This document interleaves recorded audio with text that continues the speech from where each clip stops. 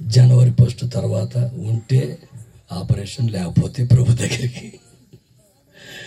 ఎందుకంటే కార్యక్రమాలు విరామం లేకుండా ఉన్నాయి. ఇప్పుడు నేను మీకు కొద్దిగా లేట్ అయింది, సారీ చెప్పాలి. ఒక సిస్టర్ గారు విజయవాడ నుంచి, ఒక సిస్టర్ గారు కడప నుంచి వచ్చి కూర్చున్నారు. నేను బయలుదేరేటప్పుడు ముందు ఫోన్ చేశారు కడప సిస్టర్ గారు, నాకు మన విశ్వాసులే. వారం రోజుల నుంచి ఫోన్ చేస్తున్నారు, పనిందయ్య వస్తాను, కలుస్తాను, పనిందయ్య అని. కానీ సడన్గా ఫోన్ చేసి, మోషే గారు అదేదో ఊటుకూరులో కూటమి పెట్టాడు, గూగుల్ తల్లిని నమ్మాం, అక్కడెక్కడ గిరగిర తిప్పుతానే ఉంది, తీసుకుపోవట్లా. వాళ్ళు పాటలు పాడి రికార్డ్ అంతా తరిగిపోయింది. Praise the lord. మీకందరికీ అడ్వాన్స్డ్ హ్యాపీ క్రిస్మస్. మీరెందుకు నవ్వుతారు? పళ్ళు బాగానే కనపడుతున్నాయి మీ పళ్ళు. హల్లెలూయా. మనందరం సంతోషించే దినాలు ఏంటంటే యేసయ్య పుట్టారు కనుక. ఇప్పుడు పుట్టలేదు, ఆయన 2000 సంవత్సరాల క్రితం పుట్టారు.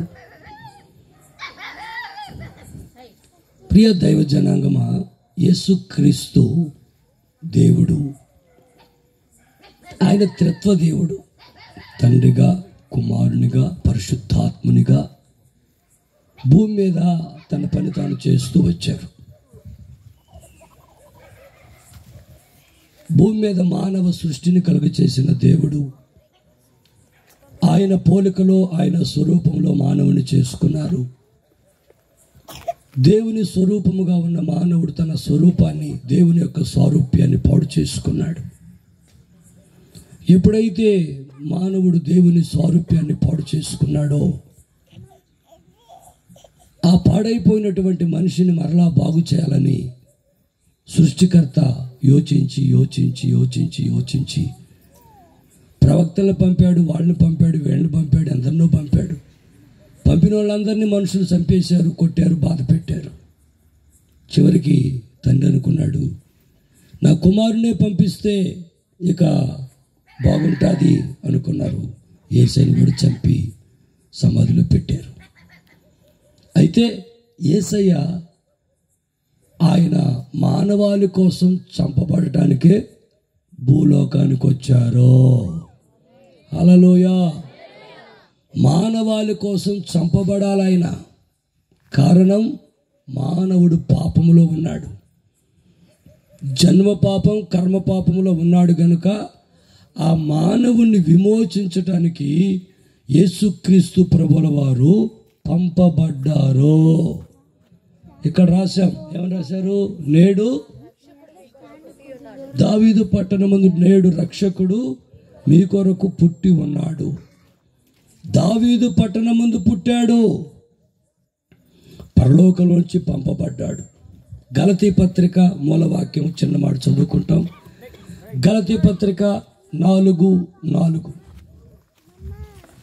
గలతీ పత్రిక 4:4 త్వరగా చదవాలి. అయితే కాలము పరిపూర్ణమైనప్పుడు దేవుడు తన కుమారుని పంపెను. ఆయన స్త్రీ యందు పుట్టి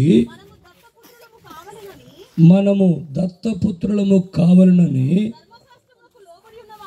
ధర్మశాస్త్రమునకు లోబడి ఉన్న వారిని విమోచించుటకై ధర్మశాస్త్రమునకు ఆయన లోబడ్డారు. హల్లెలూయా. కాలము పరిపూర్ణమైనప్పుడు దేవుడు తన కుమారుని పంపెను. కాలము పరిపూర్ణమైనప్పుడు దేవుడు తన కుమారుని పంపించాడు. త్రియేక దేవుడు అని చెప్తున్నాను, తండ్రి, కుమార, పరిశుద్ధాత్మ దేవుడు.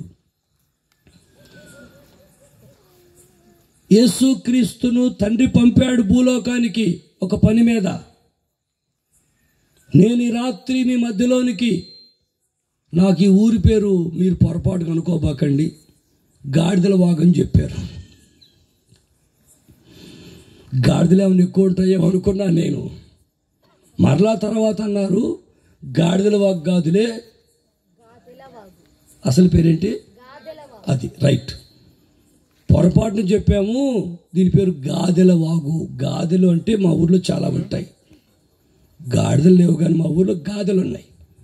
గాదెలు అంటే ఏంటంటే ఒడ్లు, రాగులు, కొర్రలు, సజ్జలు, జొన్నలు, ధాన్యం స్టాక్ చేసుకునేటటువంటి ఒక మెల్లెలతో అల్లుతారు. జాన మెల్లెలతోనో తడికతోనో ఎదురు బొంగులతో అల్లుతారు. పెద్దది అల్లి దానికి తడవకుండా చుట్టూ ఒక గూడు కడతారు గడ్డితో.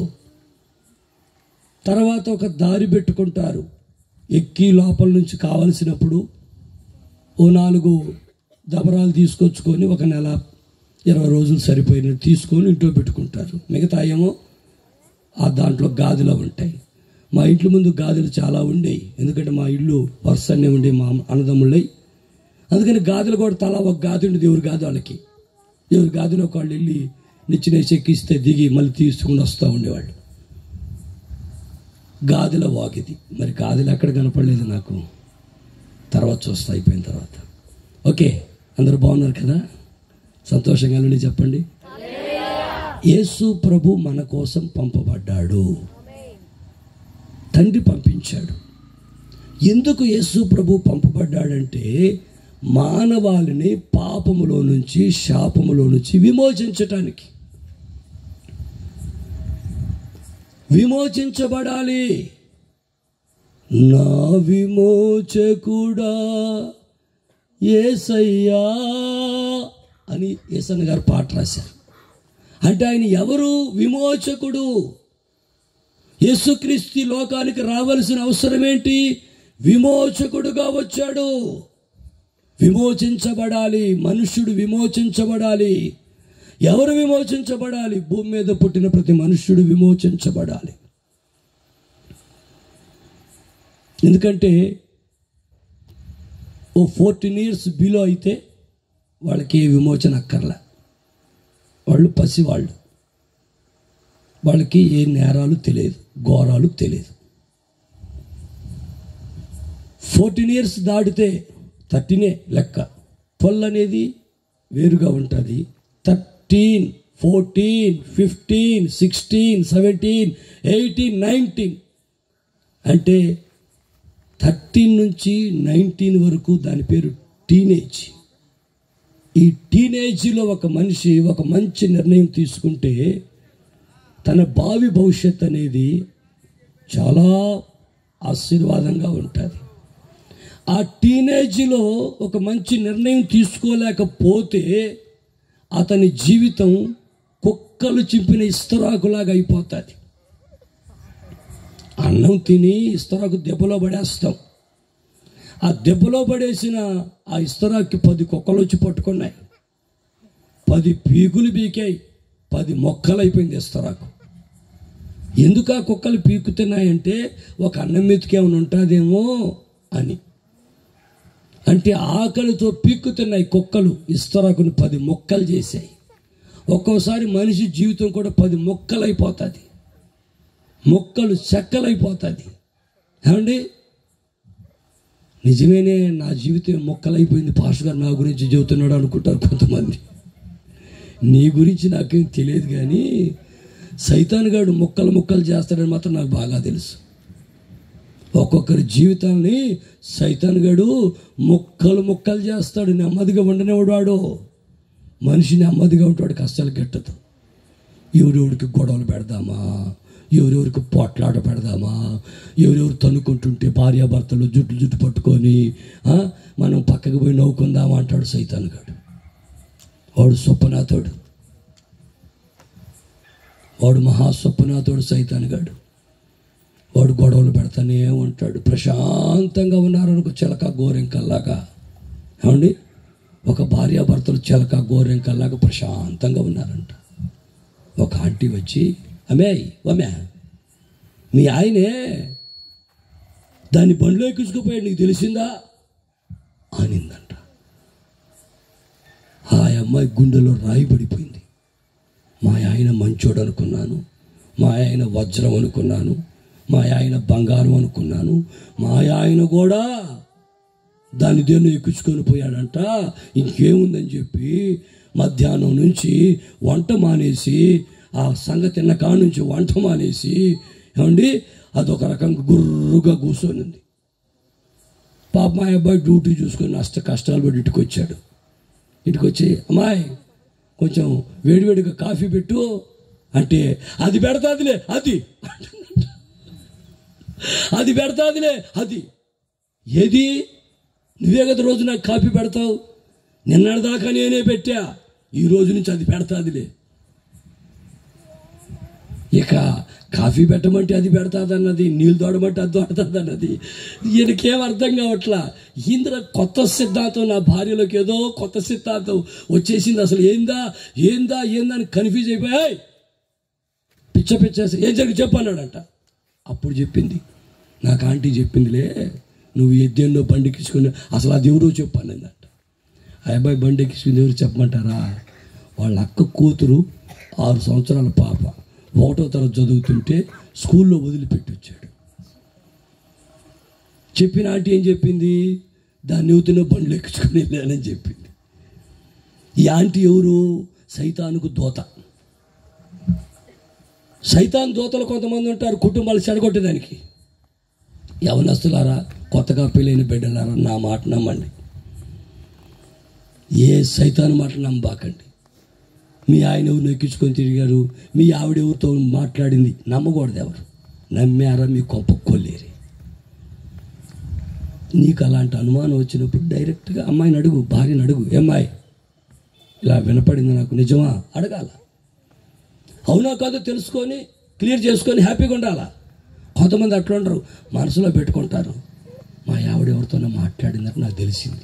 అడుగు, ఎవరితో మాట్లాడావు అడుగు, క్లియర్ చేసుకో. అట్ట అడగరు. అడగకుండా ఇక ఆ రోజు నుంచి అన్నం పెడితే తినరు, నాకు బాగలేదంటారు, ఇంట్లో డబ్బులు తెచ్చిరు. ఇక ఇది ఒక రకంగా సాధింపులు చేస్తుంటారు. ఈ సాధింపులతో సంసారం ఎంతకాలం జరుగుతుందో చెప్పండి. నేను నా దిలకు అడుగుతాను. సాధింపులతో సంసారం సాగుతుందండి? సాగదో. ఏదో ఒకరోజు మొక్కలైపోతుంది, మొక్కలు చెక్కలైపోతుంది, ఓడ బద్దలైపోయిందంట. ఏమండి, ఓడ బద్దలైపోయిందంట. చెక్కల మీద వెళ్ళారట 250 మంది. పౌలు గారి కాలంలో 250 ముగ్గురు ఉన్నారంట. తలా ఒక చెక్క పట్టుకొని ఈదుకొని వచ్చారంట. ఓడ చెక్కలైపోయి మొక్కలైపోతాయి. ఒక్కోసారి జీవితం కూడా మొక్క చెక్కలైపోతుంది. అర్థం లేని అనర్థాల ద్వారా, వ్యర్థమైన మాటల ద్వారా, వీళ్ళ మాటలు వినటం ద్వారా కుటుంబాలు పాడైపోతున్నాయి. సేవకునిగా చెప్తున్నాను, నా ప్రియ దైవ జనాంగమా, సహోదరుడా సహోదరి, నువ్వు ఎవ్వరి మాట వినొద్దు. వింటే నా యేసయ్య మాట మాత్రమే విందునుగాక. ఆమెను చెప్పుకోండి సంతోషంగా, ఆమెను చెప్పాలి. ఏ ఒక్కరి మాట వినకూడదు. మనుషులందరూ మాయిదారోళ్ళే. ఎవరి మాట నమ్మబాకండి, ఎవరి మాట వినబాకండి. బైబిలే చెప్తున్న మాట, పక్కలో పడుకునే భార్యను కూడా నమ్మొద్దు అన్నాడు దేవుడు. నీ ప్రక్కలో పడుకుంటుంది కదా, పిల్లల్ని కంటుంది కదా, వంట చేసి పెడుతుంది కదా, అన్నీ చేస్తుంది కదా, ఆవిడని కూడా నమ్మబాకు అన్నాడు దేవుడు. అన్నాడు, నేను కాదు, వాక్యంలో చెప్పిన మాట. మరి ఎవరు నమ్మాలి పాస్టర్ గారు? ఎవరిని నమ్మబాకు, నిన్ను కూడా నమ్ముకోబాకు, నిన్ను కూడా నమ్మబాక, ఎవరిని నమ్మబాక, నా యేసయ్యను మాత్రమే నమ్ముదుముగాక. హల్లెలూయా. మనము నమ్మదగిన వారము కానప్పటికీ ఆయన నమ్మదగిన దేవుడు. మన విమోచకుడుగా వచ్చాడు. తండ్రి ఆయన కాలం పరిపూర్ణమైనప్పుడు పంపించాడు. ఎలా పంపించాడు, అసలు ఎక్కడున్నాడు, ఎలా ఉన్నాడు చూడండి. ఒక మాట,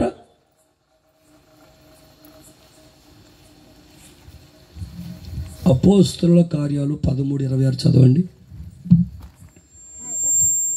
త్వరగా. మైక్లో చదవచ్చుగా, రికార్డ్ అవుతుంది అక్కడ.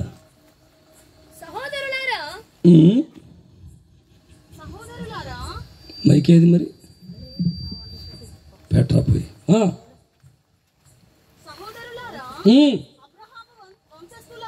సహోదరులారా, అబ్రహాము వంశస్థులారా,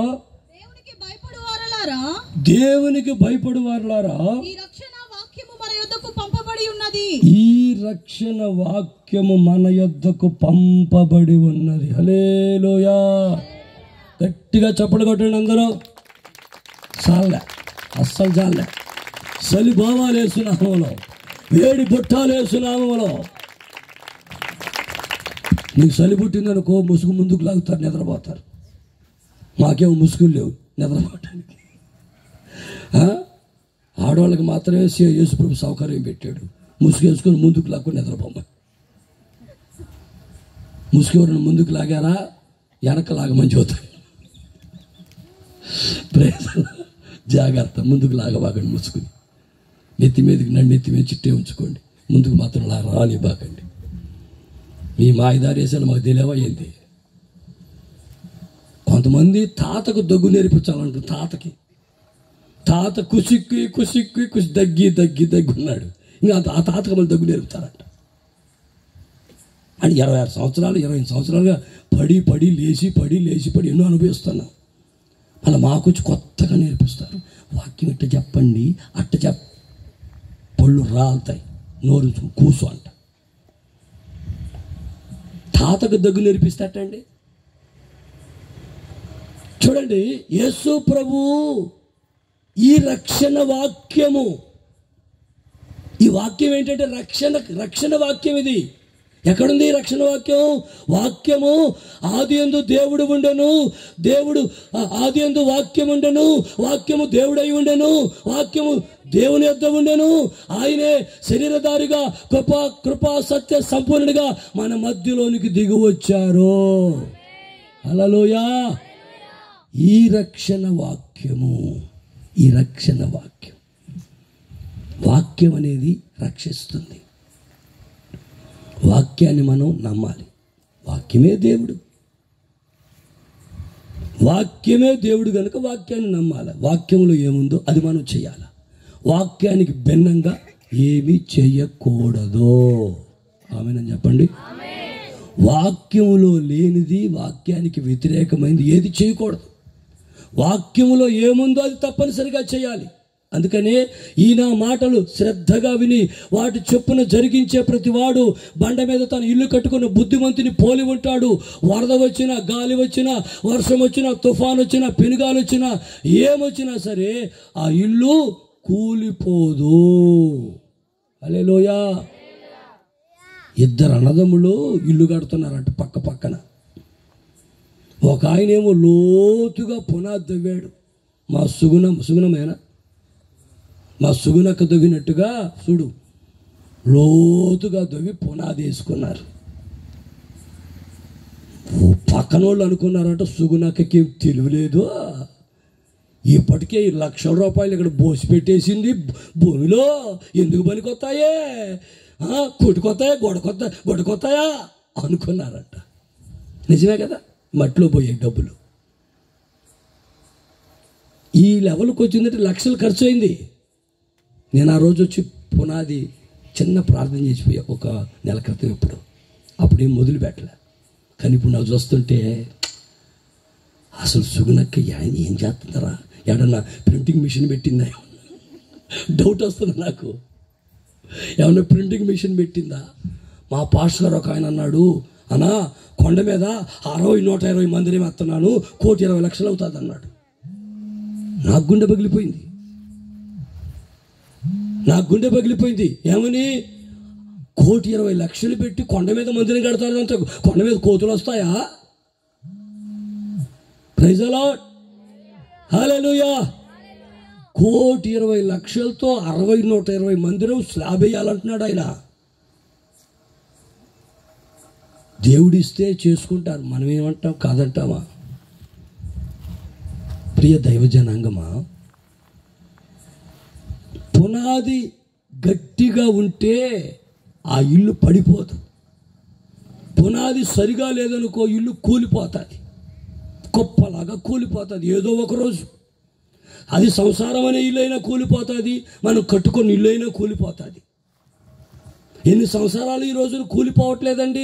పెళ్లి చేసుకునేటప్పుడు అబ్బో కట్నం ఇచ్చామన్నారు, బంగారం ఇచ్చామన్నారు, బైక్ ఇచ్చామన్నారు, కారు ఇచ్చామన్నారు, అది ఇచ్చామన్నారు, గుడ్లు ఇచ్చామన్నారు, అన్నీ ఇచ్చిన తర్వాత మరలా కూలిపోతుంది ఏంది సంసారం. ఎవటినే నువ్వు పెట్టుకున్నావు అనుకో, తీసుకునేవాడికి ఇంకంత ఎక్కడ ఉంటుంది, ఆడు పీలుస్తానే ఉంటాడు జలగలాగా. జలగకి 2 కూతుర్లు ఉన్నారంట, ఇమ్ము ఇమ్ము ఇమ్ము. ఆ మధ్య ఒక ఇమ్ము రాలా, ఒక సంస్థ ఇమ్ము. క్రైస్తవులందరూ చేరేదంటూ, మరి ముఖ్యంగా పాదిలు చేరిపోయారు దాంట్లో. పాదిలు చేరిపోయి కొందరేమో కార్లు కొని పెద్ద మందిరాలు కట్టారు, కొందరేమో కుప్ప కూలిపోయి అడవులు పాలైపోయారు. వాళ్ళు ఎందుకు అడవులు పోయారో నాకు తెలియదు, వీళ్ళు ఎందుకు మందిరాలు కట్టుకున్నారో కాళ్ళు కొని నాకు మాత్రం తెలియదు. ఈ నేరంలో నా పాలే లేదు. అన్నీ జరిగిపోయినాక నాకు తెలిస్తే అప్పుడప్పుడు కోస్తున్నా వాక్యంలోంచి. బుద్ధి లేని పనులు మనకెందుకురా బాబు, సేవకులను సేవ చేసుకోవాలి కానీ ఇమ్ములు బొమ్ములు మనకెందుకు? హల్లెలూయా అండి. 4 ఆత్మలు సంపాదించాలి, రాత్రి మౌలు ప్రయాసపడాలి, 4 ఆత్మలు సంపాదించాలి. ఇప్పుడు ఇక్కడి నుంచి నేను బయలుదేరి చిత్తూరుకి వెళ్ళాలి. చిత్తూరులో 2000 సంవత్సరంలో నేను 70 కిలోమీటర్ల తిరుపతి నుంచి ప్రతి గురువారం వెళ్ళేవాడిని. ఆ ఇంటి దగ్గర కూటం పెట్టేవాడిని. ఈరోజు పగల తల్లిగారు మహిమలోకి వెళ్ళారు. సాయంకాలం తెలిసింది నాకు, దుఃఖం ఆగట్లేదు. అట్నుంచి అటే వెళ్ళిపోదాం, ఈ కూటం ఆపుకొని అన్నంత బాధ కలిగింది. అంటే నాకు ఆ కుటుంబంతో అంత అటాచ్మెంట్ ఉంది. కానీ సుగుణక్క మొన్న ఎప్పుడు వస్తానని రాలేకపోయినట్టుంది. ఈసారి కూడా రాలేకపోతే ఇక అసలు నమ్మదు లైఫ్లో అనుకొని ఆమెను తృప్తిపరచడానికి సరే ఇటు వచ్చాను. గుండెల్లో చాలా బాధ ఉంది. నాకు ఇష్టమైన కుటుంబంలో జరిగింది అలాగ. ఎందుకు ఇలా జరిగిందని అడిగే హక్కు నాకు లేదు. ఆడ చిన్న పాప నేర్చింది, అన్నా ఇంకమ్మ లేదని ఏడ్చేసింది. ఇంకేమని అడగల, వివరాలు ఏమి అడగల. అడిగితే దుఃఖం ఎక్కువైపోతుందని నాకు, నేను వస్తున్నానని ఫోన్ పెట్టేశాను. ఎప్పుడు మనిషి భూమి మీదకి వస్తాడో, తిరిగి ఎప్పుడు వెళ్తాడో తెలియదు. నరులారా నరులారా కమాన్ అంటాడు, పోవటమే. సెల్లాగా ఇక్కడే కొట్టుకొని ఉంటామని ఎవరు అనుకోబాకండి. ఎవరు మనం ఇక్కడ ఏమండి, ఈ భూలోకం మంది కాదు, మనం పరదేశులం. పరదేశులము ప్రియులారా, మన పురం మీద కాదు ఎప్పుడు కూడా అని పాట. ఇప్పుడు పరదేశానికి వెళ్ళాలి, అదే మన కాన్సెప్ట్. అండ్ మన అందరం భూమి మీద ఉన్నాం. యేసయ్య అంటారు, తనకి ఇష్టమైన వారిని పిలిచి తన యొద్దకు వారితో చెప్తున్నారు, మీరు నాతో కూడా ఉండాలి. హల్లెలూయా హల్లెలూయా. ఇదిగో మాకు ఒక టీం ఉంది. ఇది ఏం టీమో నాకే తెలియదు. మొత్తం మీద ఒక టీముని పెట్టుకున్నా, వాలంటీర్స్ అని. ఈ టీమ్స్ మధ్యాహ్నం ఒక బర్త్డేకి తీసుకెళ్ళా. అక్కడ అయిపోయింది. ఎక్కండి అని చెప్పా. అక్కడ ఒక ముద్ద పెట్టి ఇచ్చా, తిన్నారు. మళ్ళీ ఎక్కండి మరలా ఆ లగేజ్ వ్యాన్లో పడేసావి కట్టకట్టి. వాళ్ళు ఎక్కడికి వచ్చి పడిపోయారు. మళ్ళీ ఎక్కడి నుంచి ఎక్కమంటారు నాకే తెలియదు. ఎక్కడవే పోవటమే. ప్రియమైన దైవ జనాంగమా, నేను ఒకటే చెప్తా, మనిషి భూమి మీద కొంతకాలం బ్రతుకుతాడు, కన్ను మోస్తాడు. ఆ తర్వాత నిత్యం అనేది ప్రారంభమవుతుంది మహిమలో.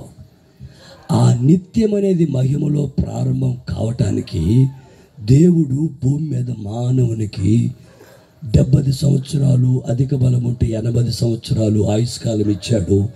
ఈ 70 లేక 80 సంవత్సరాలలో మానవుడు చేసేటటువంటి మంచి లేక చెడు, ఇవి రెండు కూడా దేవుడు తన గ్రంథంలో రాసి పెట్టుకుంటాడు. మంచిని రాసి పెడతాడు, చెడును రాసి పెడతాడు. ఒక వ్యక్తి చాలా తప్పులు చేస్తున్నాడంట. తాగటం, పేకాటం, వ్యభిచారం చేయటం, జోదం ఆట, అన్ని బుద్ధులు ఉన్నాయి, అన్ని అలవాట్లు ఉన్నాయి. వాళ్ళ అమ్మగారు ఆయన ఏం చేయలేకపోతుంది అని పిలిచిందంట, రే ఇక నీకు నాకు నిన్నేం తిట్టలేకపోతున్నా, తిట్టకుండా వేస్ట్ నేను, కాబట్టి ఒక పని చేయరా, ఇదిగో నువ్వు తప్పు చేసిన ప్రతిసారి ఈ తలుపుకు ఒక మేకు కొట్టుకోరా అని చెప్పిందంట. నువ్వు ఏ తప్పు చేసినా, తాగినా, పేకాడినా, వ్యభిచారం చేసినా, జోదానికి వెళ్ళినా, నువ్వేం చేసినా ఇక్కడ ఒక మేకు కొట్టి ఆ పని చేసిరా, నేనేమన్ను అనిందంట. వాడు రోజు ఒక మేకు కొడుతున్నాడు, ఒకరోజు వ్యభిచారానికి వెళ్తున్నాడు, ఇంకొక మేకు కొడుతున్నాడు, తాగుడికి వెళ్తాడు, ఇంకొక మేకు కొడుతున్నాడు, వాడు బ్రతకాలనుకుంటూ బ్రతికాడు. ఓ సంవత్సరం తర్వాత మళ్ళా కొడుకుని పిలిచిందంట. రేయ్ మొత్తం లెక్క వేయరా తప్పులేను అనిందంట. లెక్క వేస్తే వాడు రోజు చేస్తాను 365 వచ్చినాయి. రోజు ఒక తప్పు చేస్తాను 365 తప్పులు వచ్చాయి. డోర్ అంతా నిండిపోయింది మేకులతో. సరే కటింగ్ బ్లేడ్ తీసుకొని మొత్తం పేకరానిందంట. మొత్తం పీకాడు. పీకితే కటింగ్ బ్లేడ్తో మేకులు వచ్చాయి, కానీ ఆ మేకులు చేసిన గాయాలు అట్లే ఉన్నాయట. అట్లే ఉన్నాయి. నీ జీవితంలో కూడా నువ్వు ఒక తప్పు చేస్తే ఏమండి, ఆ తప్పు ఆ రోజుతో అయిపోతుంది అనుకుంటాం, కానీ ఆ గాయం ఉంటుంది, మచ్చ ఉంటుంది, అది పోదు. నేను ఎప్పుడో 2002లో తిరుపతిలో సేవకి వెళ్తా ఉంటే మా పెద్దక్క ఆ రోజు నన్ను భలే దీవించింది. ఏడన్న పడి సావని. నిజమండి, అబద్ధం చెప్పండి. నేను మా అయ్యగారు, మా సెంట్రల్ పాస్టర్ గారు ఫ్యామిలీ, నేను బ్యాచులర్. మా అక్క ఫ్యామిలీ కమ్ బ్యాచులర్, అంటే భర్త చనిపోయినాక బ్యాచులర్ అయిపోయినాడు. ఒక కొడుకున్నాడు ఆమెకి. ఇప్పుడు లేదు కాబట్టి మంచి డైరెక్ట్ ధైర్యం చెప్తున్నా. అమ్మో నా జుట్టు బీకేస్తుంది. ఇక నేను ఆమె మాకు పెద్ద సిస్టర్. అప్పుడు తిరుపతిలో నేను చంద్రగిరిలో సభలు పెట్టాలి, బాకరాపేట వెళ్ళాలి, పీలేరు వెళ్ళాలి. సాయంత్రం బాకరాపేట దగ్గర ఒక మీటింగు. అది బుధవారం. ఆ శ్రీలకోటానికి స్నానం చేసి సిద్ధపడింది బైబుల్ తీసుకొని. పైనుంచి కిందకి దిగుతున్నా, మెట్ల మీద ఆమె పైకి వస్తుంది. వందనాలు అక్క అన్న. ఆ వందనాలు నాయన అనింది. నేను చంద్రగిరి వెళ్తున్నాను, సాయంత్రం అటు నుంచి అంటే బాకరాపేటకు వస్తాను, పీలేరు కూడా వెళ్తాను మధ్యాహ్నంగా. సాయంత్రం బాకరాపేటలో మీటింగ్ ఉంటుంది, మీరు వచ్చేయాలా? చంద్రగిరి మీటింగ్ విషయం వెళ్తున్నాను అక్క అన్న. యాడనబడి సావనింది. నిజం, సాయంత్రం కల్లా పడిపోయా. ఈ గాయాలన్నీ అయ్యాయి. 2002లో పడితే ఎప్పటికీ ఉన్నాయి. ఎవరైనా అడుగుతుంటారు, అన్న ఏంది ఇక్కడ వాసింది అంటారు. ఈ వాప 2002లో తగిలి దెబ్బ ఇంకా పోలా. మా అక్క వెళ్ళిపోయింది మహిమలోకి, మా కోటమ్మ తల్లి. ఆమె వెళ్ళిపోయింది. ఇది నేను అప్పుడప్పుడు చెప్పుకుందానికి ఇంకా మిగిలే ఉంది. అందుకే మనిషి చేసే తప్పులు ఏమండి, ఆడు మర్చిపోతాడు, కానీ ఆ మచ్చ ఉంటుంది. దేవుని లెక్కలో రాసిపెట్టి ఉంటాడు. అక్కడికి పోయిన తర్వాత ఏమండి, అవార్డులు ఎన్ని వస్తాయో, రివార్డు ఎన్ని వస్తాయో, ఎన్ని అప్పుడు ప్రమోషన్స్ వస్తాయి. దాంతోపాటు డిప్రమోషన్స్ కూడా వస్తాయి. డిప్రమోషన్. మరి మీరు ఎన్ని సంపాదించుకుంటున్నారో, పరలోకంలో పోయినా మీకు ఏం బహుమానాలు వస్తాయో, ఇక్కడ మీరు ఏం చేస్తున్నారో అవన్నీ మీరు కూడా కొంచెం గుర్తుగా రాసి పెట్టుకోండి. మంచిది. తప్పు చేసినప్పుడు రాసి పెట్టుకోండి, మంచి చేసినప్పుడు కూడా రాసి పెట్టుకోండి. Praise the lord. హల్లెలూయా. యేసుక్రీస్తు లోకానికి పంపబడ్డాడు, మానవాళిని రక్షించడానికి రక్షకుడిగా ఉదయించాడు, బెత్లెహేములో పుట్టాడు. జ్ఞానులు వచ్చారు, గొల్లలు వచ్చారు, సాగిలపడ్డారు, అన్నీ చేశారు. ఏమండి, యేసుక్రీస్తు లేకపోతే మానవాళికి రక్షణ లేదు. యేసుక్రీస్తు పుట్టడం ద్వారా ఏమీ జరగలే. ఆయన సిలువలో మరణించటం ద్వారా మానవాళికి రక్షణ కలిగింది. కరెక్టే కదా? పుట్టాడు బెత్లెహేములో, రక్షకుడు పుట్టాడు. కానీ ఎప్పుడు మానవాళికి రక్షణ? ఎప్పుడైతే ఆయన సిలువలో తన స్వరక్తాన్ని చిందించాడో, ఆ రక్తం మనిషిని జన్మ కర్మ పాపాలోంచి విమోచించి నీతిమంతునిగా తీరుస్తుంది. ఈరోజు నువ్వు క్రిస్మస్ పండుగలు, semi Christmas, grand Christmas, free Christmas, ఇంకా ఏం క్రిస్మస్ అన్నా చాలా ఉంటాయిగా. ఈ సంవత్సరమే నేను 4-5 చోట్ల, ఒక 10 చోట్ల పెట్టా. అంతకుముందు పెద్దగా పెట్టేవాడిని కాదు. ఈ సంవత్సరం ఖాళీ దొరికితే పెట్టుకోండి అందరికీ డేట్ ఇచ్చేసా. సెమీ క్రిస్మస్కి 18వ ఎవరికో ఇచ్చా. మా యొక్క నంద్యాల నుంచి ఒక అక్క ఫోన్ చేసింది, చాలా ఇంపార్టెంట్ అక్కమ, డిఆర్డిఏ విజిలెన్స్ ఆఫీసర్, పెద్ద ఆఫీసర్. ఫోన్ చేసి, నాయన కాదు అన్నయ్య, మీ చెల్లెమ్మ మాట్లాడుతుంది. ఏంటంటే 19వ తేదీ ఉదయం గృహప్రవేశం ఉంది. అదే రోజు మా మనవడిది నామకరణం కోడికుంది. కాబట్టి నీ ప్రోగ్రామ్స్ ఏమున్నా సరే 19వ తేదీ మార్చుకోవాలని. నేను 19 ఎవరికో క్రిస్మస్కి ఇచ్చా. అది ఇంక తప్పక మార్చి మళ్ళీ వాళ్ళకి వేరే డేట్ ఏదో పెట్టా. ఆమె వస్తావని అడగట్లా, డిమాండ్ చేస్తుంది. కొంతమందికి మా మీద హక్కులు ఉంటాయి, డిమాండ్ చేస్తారు. డిమాండ్ చేయొచ్చు వాళ్ళు, మన విశ్వాసులు, మన బిడ్డలు. వాళ్ళు మనం డిమాండ్ చేయట్లా.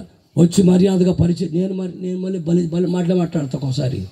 ఇదిగో 10వ భాగం దొంగతనం చేసావా, జాగ్రత్త, మర్యాదగా తెచ్చిందంట. దేవుని సొమ్ము దొంగతనం చేస్తే ఆశీర్వాదం ఉండదు. మర్యాదగా నీకు 10,000 వచ్చాయా, నెలకి 1,000 రూపాయలు మర్యాదగా తెచ్చిమంట. మరి నేను మర్యాదగా తెచ్చిమన్నప్పుడు వాళ్ళు కూడా మర్యాదగా చేయమంటారు కోటానికి. అంటే వాళ్ళకి మనం మర్యాద ఇవ్వాలి, వాళ్ళు మనకు మర్యాద ఇవ్వాలి. వాళ్ళు మనల్ని గౌరవించాలి, మనం వాళ్ళని గౌరవించాలి. భర్త భార్యను గౌరవించాలి, భార్య భర్తను గౌరవించాలి.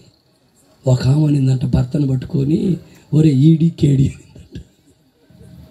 చెప్పండి, ఏమనింది చెప్పండారా? అసలు మీరేమంటారు మీ ఆయన్ని? ఆయన గారు, ఓ మా ఆయన గారు అంటారు. ఏమంటారు? స్వార్థకు నువ్వేమంటావు? నవ్వుతావా? ఆయన చూసి తీసుకురావాల్సింది పాపం మధ్యలో దించేసా. కడప సిస్టర్కి, విజయవాడ సిస్టర్కి కొంచెం భోజనాలు చూడమని ఆయన దించేసా. పాపం బ్యాగ్ తీసుకొని ఎక్కాడు కారు, నిర్దాక్షిణ్యంగా దించేసి వచ్చా. తప్పదు కొన్నిసార్లు. Praise the lord. చెప్పండి, ఇంతకు మీరు మీ ఆయన మీ భర్తల్ని ఏమని పిలుస్తారు?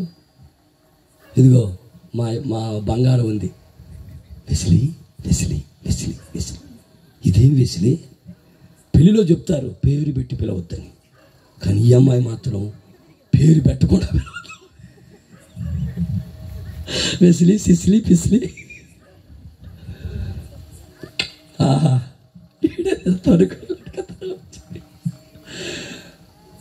మిమ్మల్ని ఆనందపరచాలని. క్రిస్మస్ అంటే ఆనందమే కదా. మీరంతా సంతోషంగా ఉండాలని, రక్షించబడాలని, రక్షణను అంతము వరకు భయముతో వణుకుతో కాపాడుకోవాలి. హల్లెలూయా. ఈరోజు క్రైస్తవ్యములో ఎలా ఉందో చెప్పనా? ఏదో గుడ్డెద్దు చేలో పడ్డట్టుగా గుడారాల పండుగలో పోయి మునిగొస్తున్నారు. మీకు తెలుసా గుడారాల పండుగ గురించి?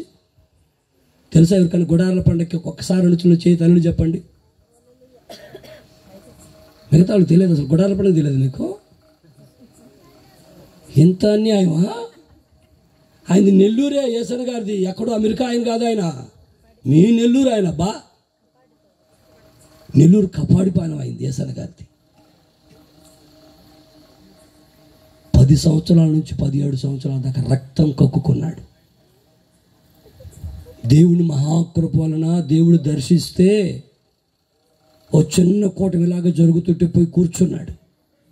ఆ పాస్టర్ గారు ఆయన చూసి, ఆయన పోలకం చూసి, వాడు ఆయన పిచ్చోడు వచ్చినట్టున్నాడని చెప్పి కోట అర్జెంటుగా ముగించేసి ప్రార్థన చేసి, ప్రభు ఎక్కడున్న ప్రతి బిడ్డను దీవించిన ఆయన, ఆశీర్వదించిన ఆయన అని చెప్పి ముగించేశాడు. ఈయన వెళ్తా ఉంటే ఒక వెలుగు టపాన కొట్టింది ఆయన.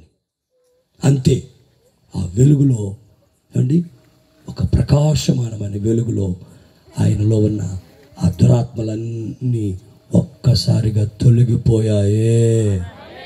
హల్లెలూయా. అంతకుముందు ఏ రోజు ఇంటి పట్టున ఉండలేదు. దెబ్బల్లో ఇస్తరాకులు ఏరుకొని తిన్నాడు. 7 ఏండ్లు పిచ్చోళ్ళలాగా ఉన్నాడు, రక్తం కక్కుతున్నాడు. అలాంటి వ్యక్తిని దేవుడు దర్శిస్తే ఆ జబ్బులు, దయ్యపు క్రియలన్నీ ఒక్కసారి తొలగిపోయి ఇంటికెళ్ళి ఏమండి స్నానం చేసి వాళ్ళ అన్న బట్టలు వేసుకొని పడుకున్నాడు. వాళ్ళమ్మ తెల్లవారుజాము కాడ తలుపు తీసి చూస్తే ఈయనున్నాడు, యేసన్న. ఆమె అనుకుంది, ఈ కుక్కేంది మరలా వచ్చింది, పిచ్చి కుక్క అనుకుందట. తర్వాత చెప్పాడు, అమ్మా నన్ను ఒక వెలుగు రాత్రి దర్శించింది, అప్పటి నుంచి నా మనసు నెమ్మదిగా ఉంది, ఇప్పుడు నాకు బాగుంది అని చెప్పాడంట. బాగుండటం వాళ్ళు చూశారు కనుక, సర్లే ఏ దేవుడైతే బాగు చేశాడు అంతేసాలనుకున్నారు. ఆ తరువాత 10 సంవత్సరాలు ఒక పెంతెకోస్తు సంఘంలో కష్టపడి పరిచయం నేర్చుకున్నాడు దైవజనులు యేసన్న గారు. మన మద్రాసులో కష్టపడి పరిచయం నేర్చుకున్నాడు. వాళ్ళు తెలుగు వాళ్ళ మీద పార్షియాలిటీ పెట్టి రిక్షాలో హాత్ గాడి అంటే ఒంటెద్దు బండి అనమాట, హాత్ చేత్తో పట్టుకు లాక్కుపోతారు. ఉంటే ఎద్దు, లేకపోతే ఎద్దు బదులు మనిషి. ఆ హాతుగాడిలో మొత్తం చాపలు బియ్యం అన్నీ వేసేవాళ్ళంట. వేసి లాగమంటుంటే ఆయన బాగా ఇదిగో మన మోసేలాగా సన్నగా ఉండేవాడు. ఆ బండి లాగలేక, చెప్పులు లేక, బండి లాగలేక అష్ట కష్టాలు పడ్డాడు దైవజనులు లేసన్న గారు. 10 సంవత్సరాల తర్వాత వాడు పెద్ద పాస్టర్ గారు పిలిచి, యేసుదాస్ అని కూడా అంటారు యేసన్న గారిని, యేసుదాస్ ఇలా రా, నీ సేవ ఇది కాదు అని చెప్పి 10 సంవత్సరాల తర్వాత 10 రూపాయలు చేతిలో పెట్టి, ఇదిగో నువ్వు వెళ్ళు, ఆంధ్రాకి వెళ్ళు, ప్రభు సేవ చేసుకున్నాడంట. యేసన్న గారు అప్పుడు అనుకున్నాడు, ఓహో నాకు సంవత్సరానికి 1 రూపాయి జీతమా, నెలకు కాదు సంవత్సరానికి 1 రూపాయి జీతమా అనుకొని ఆ 10 రూపాయలు తీసుకొని ఈ లారీలో ఎక్కి అది మధ్యలో ఎక్కడో తీసుకొచ్చి వదిలేస్తే అక్కడి నుంచి నడుచుకొని మళ్ళా ఇప్పుడు మనం మన రాజధాని ఉంది కదా అమరావతికి ఒక 15 కిలోమీటర్ల యువతల, గుంటూరుకి అమరావతికి మధ్యలో లేమల్లి అనే చోట రోడ్డు మార్జిన్లో ఒక చిన్న మట్టి దెబ్బ చేసుకొని ఆ మట్టి దెబ్బ మీద పడుకునేవాడట. సరిగ్గా 30 సంవత్సరాల వయసు. 19 అప్పుడు 17 సంవత్సరాలకు రక్షించబడ్డాడు. 19 సంవత్సరాలు ప్రభు సేవకి వెళ్ళాడు.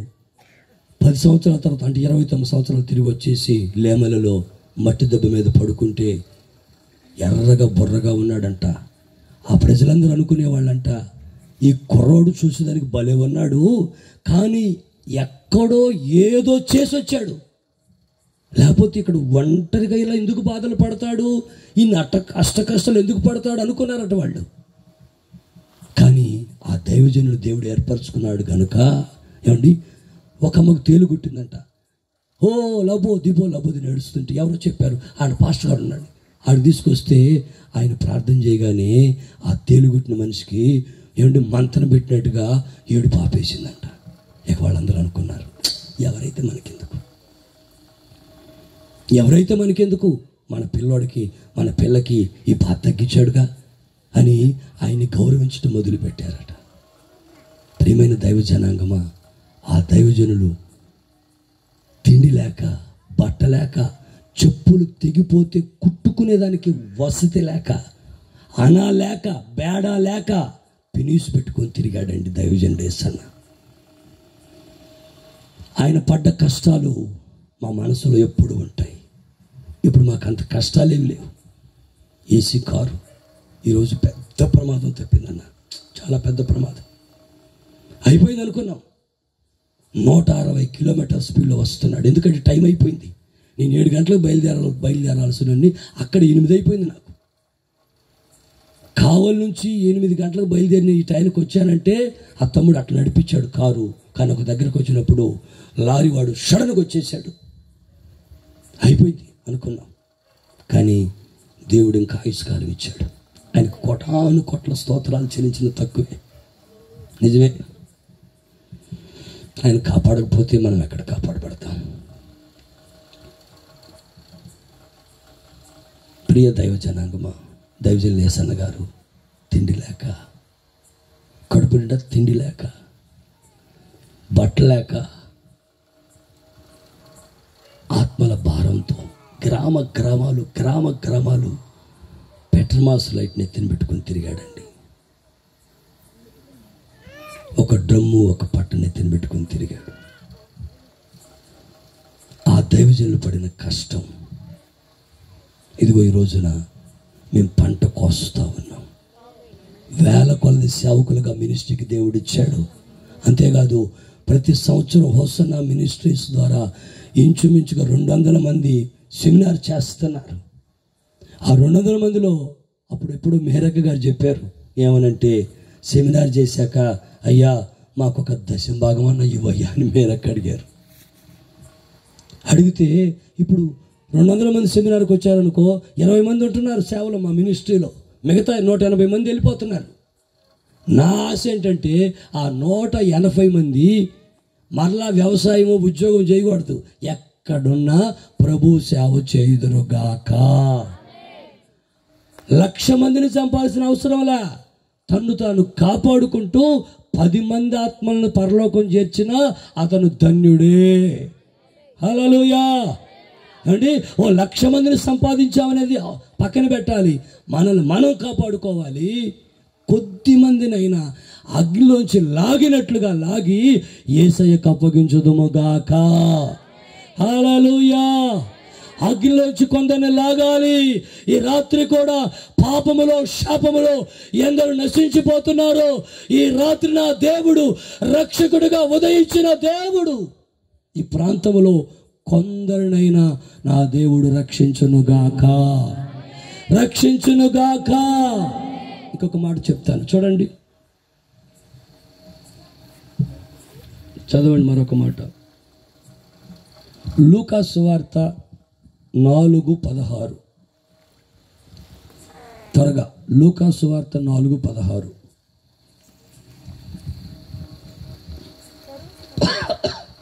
తరువాత ఆయన తాను పెరిగిన నజరేతునకు వచ్చెను.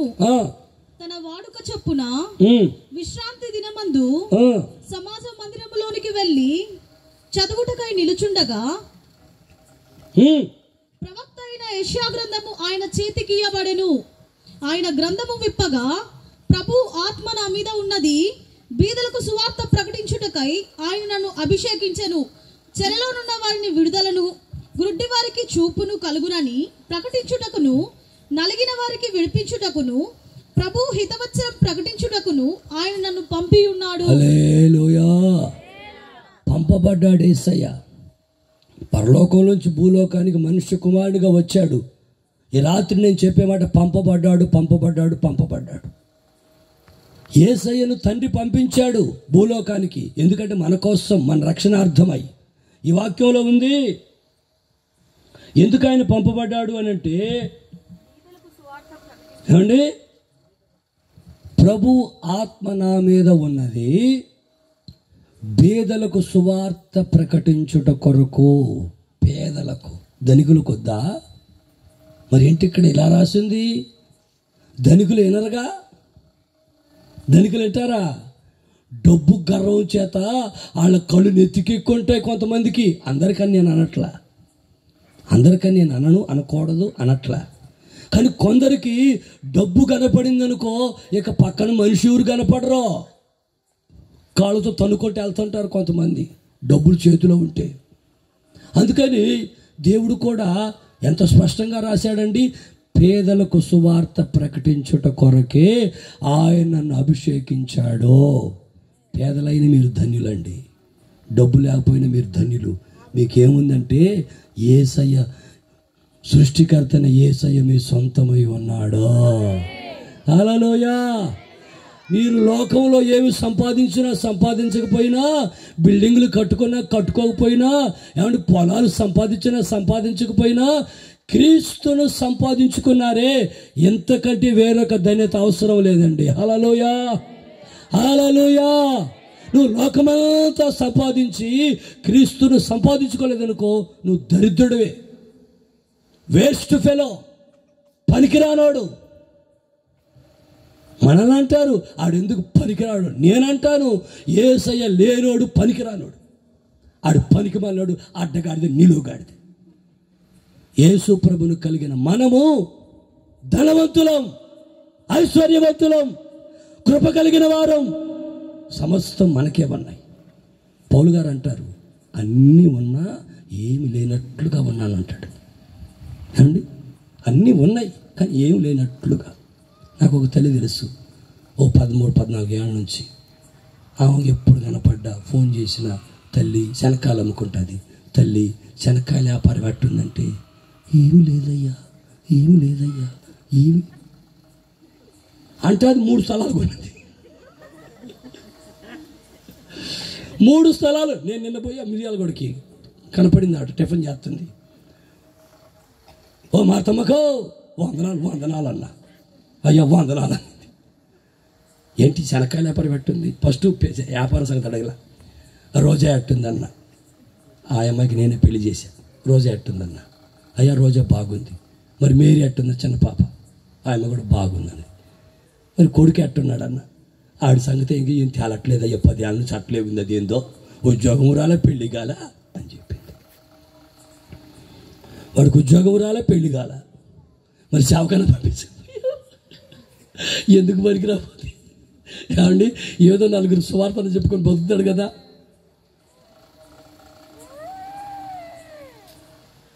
పిలుపు ఉంటుంది, దర్శనం ఉంటుంది, సమర్పణ ఉంటుంది. నేనంటాను పిలుపు ఉండాలి, సమర్పణ ఉండాలి, ఏమండి దేవుని చిత్తం ఉండాలి. సమర్పణ గొప్పదంటాను నేను. 94లో నేను మరణ పడకలో ఉన్నా. నన్ను బతికిస్తే నీ కోసం బతుకుతానన్న. బతికిచ్చాడు. ఏ ప్రభు కోసం బతుకుతున్నా. అప్పటి నుంచి నా సమర్పణ నేను కాపాడుకున్నా. కొంచెం కొవ్వు బట్టి కొంచెం కండబట్టంగాని మళ్ళా ఎదవేశాలు వేయడానికి ఇష్టపడలే. ప్రభువా, నువ్వు నన్ను రక్షించుకున్నావు, నా కోసం ప్రాణం పెట్టావు, నన్ను బ్రతికించావు, నీ కొరకే మరణం పర్యంతము బ్రతుకుతాను. హల్లెలూయా, హల్లెలూయా.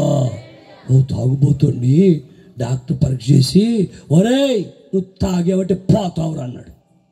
ఇక మీద తాగబాక అన్నాడు. తాగబాకంటే వాడు అట్లాగే సార్, అట్లాగే ఇంకా తాగను సార్, బుద్ధి వచ్చింది సార్, తాగను సార్, బుద్ధి వచ్చింది సార్, తాగను సార్, బుద్ధి అన్నాడు. తర్వాత ఫస్ట్లో వాడికి అవి పెట్టొద్దని చెప్పాడు. అప్పుడు ఏం పెట్టబాకండి, నూనె వస్తువులు పెట్టబాకండి, మాంసం పెట్టబాకండి, అంత పేగులంతా పుచ్చిపోయి ఉన్నాయి, పేగులంతా ఇన్ఫెక్షన్ అయిపోయి ఉన్నాయి, వాడు ఏమైనా తింటే అది వాడికి ఒంటికి పట్టదు, పెట్టబాకండి, పెరుగన్నం పెట్టండి. పెరుగన్నం తింటే ఏం బలం వస్తుంది రోజు. సరే కొద్ది రోజులైన తర్వాత మళ్ళీ టెస్ట్ చేయించుకుంటే సరే ఇప్పుడు కొంచెం పెట్టండిలే అన్నారు. ఇక పాపం భార్య మా ఆయనకి బాగా పెట్టాలా, మా ఆయనకి బలం తెచ్చుకోవాలా, బక్కచిక్కిపోయాడు అని చెప్పి కమ్మగా వండి మసాలాలు వేసి దట్టించి ఏమండి నూనె కొంచెం ఎక్కువ వేసి పెట్టింది. పెడితే మళ్ళీ కొంచెం నెమ్మదిగా కండబట్టాడు. కండబట్టినాక మరలా పోతున్నాడు సారాయి కొట్టుకి. అయ్యా డాక్టర్ మొన్న ఏం చెప్పాడు? నాకు ఒక తాగుబోతు తెలుసు, మిర్యాలగూడ మిలిటరీ నుంచి వచ్చాడు. మిలిటరీలో ఉద్యోగం చేసి వచ్చాడు ఇంటికి. 3 పిల్లలు ఆయనకి. ఒక పిల్ల, 2 కొడుకులు, ఒక కూతురు. ఆ పిల్ల పేరు తెలుసా? స్కూటీ. ఎంతలో ఉంటుంది దొబ్బలాగా స్కూటీ. వాళ్ళు ఎందుకు పెట్టుకున్నా నాకు తెలియదు. సరే ఆయన తాగుడికి అలవాటైపోయి ఒకసారి ఏం చేశాడంటే సైకిల్ అమ్మేశాడు, ఒకసారి గ్యాస్ స్టవ్ అమ్మేశాడు, ఒకసారి సిలిండర్ అమ్మేశాడు. ఇంట్లో వస్తువులన్నీ అమ్మి తాగుతా ఉన్నాడు. ఆమె ఏమనుకో పాపం మంచి తల్లి ఇడ్లీ మరియమ్మ. ఆమె పేరు ఇడ్లీ మరియమ్మ అని పెట్టా నేను. చాలా పేర్లు పెట్టా. ఒక ఆమెకు చెట్టు అని పెట్టా, ఒక ఆమెకి ముకుంద అని పెట్టా, ఒక ఆమెకు బండ అని పెట్టా. అందరు మరియమ్మలు ఉన్నారు. ఏం చేసేది నేను? ఏ మరియమ్మ అర్థం కాక రకరకాల పేర్లు పెట్టి పిలిచేసా. ఇప్పుడు కూడా ఆ పేర్లు అక్కడే ఉండిపోయే వాళ్ళకి. మిర్యాలగూడలో నేను పెట్టిన పేర్లు అట్లాగే నిలబడిపోయాయి. సరే ఈ ఇడ్లీ మరియమ్మ ఆయనకి పాపం భయపడుతుంది భర్తకి.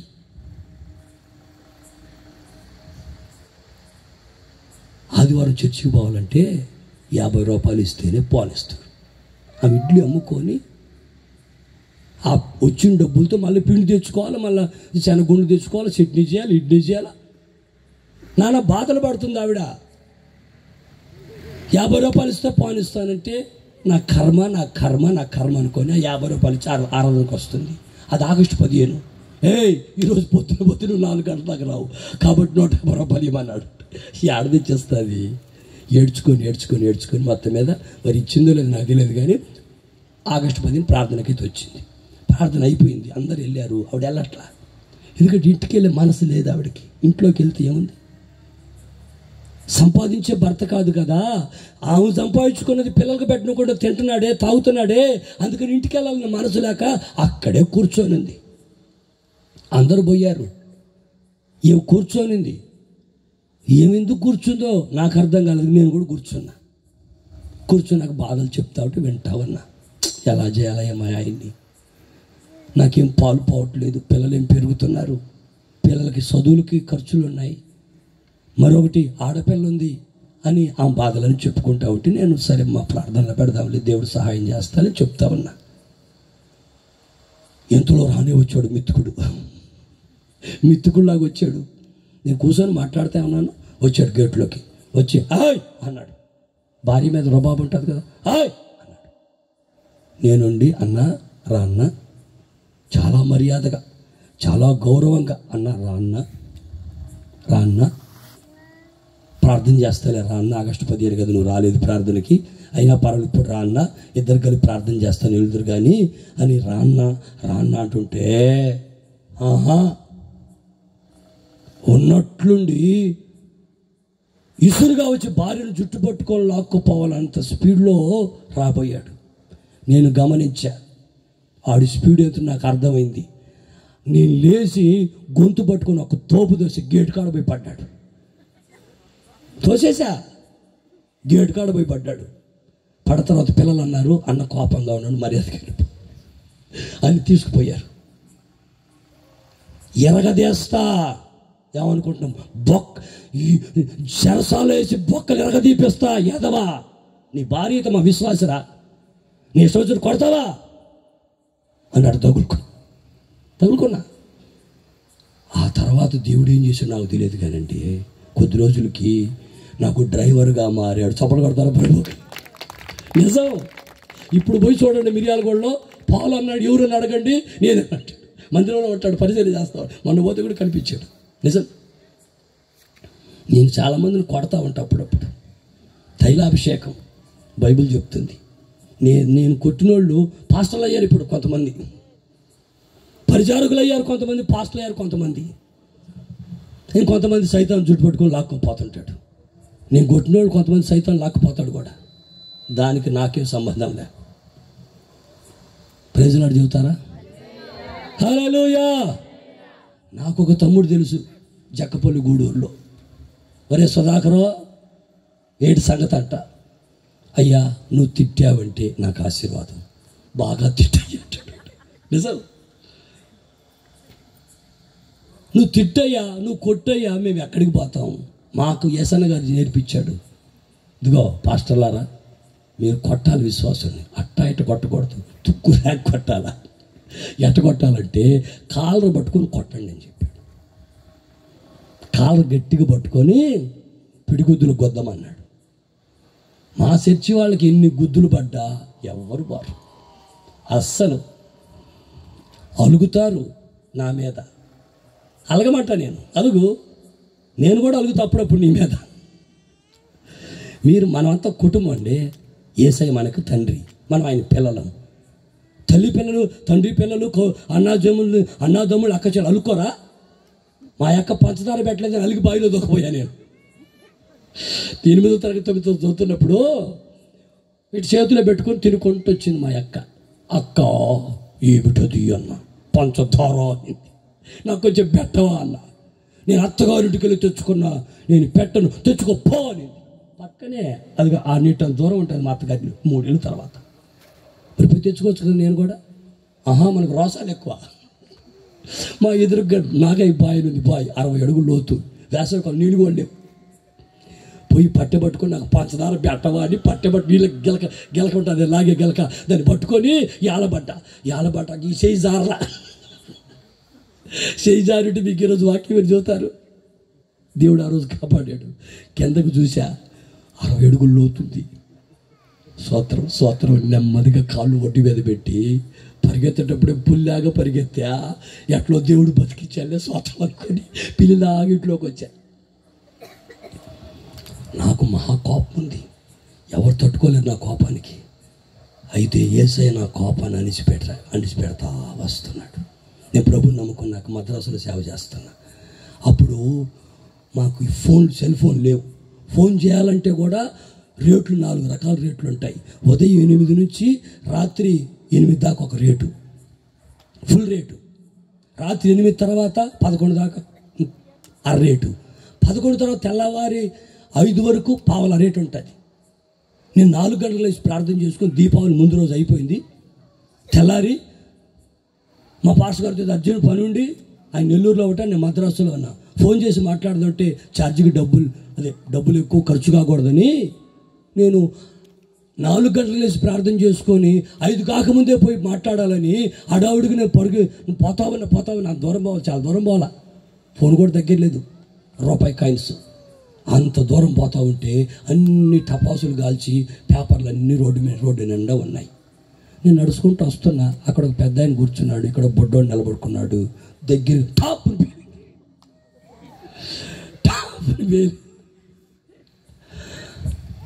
గుండె జల్లు మంది నాకు. ఆ బొడ్డోని చూసి, ఒరే నువ్వు ముందు అక్కడ టపాసు పెట్టాడు చెప్పు, నేను ఆగేవాడిని కదా అని అల్లా. వాడికి వెళ్ళి చూస్తున్నా అడుగుదాం అనుకొని.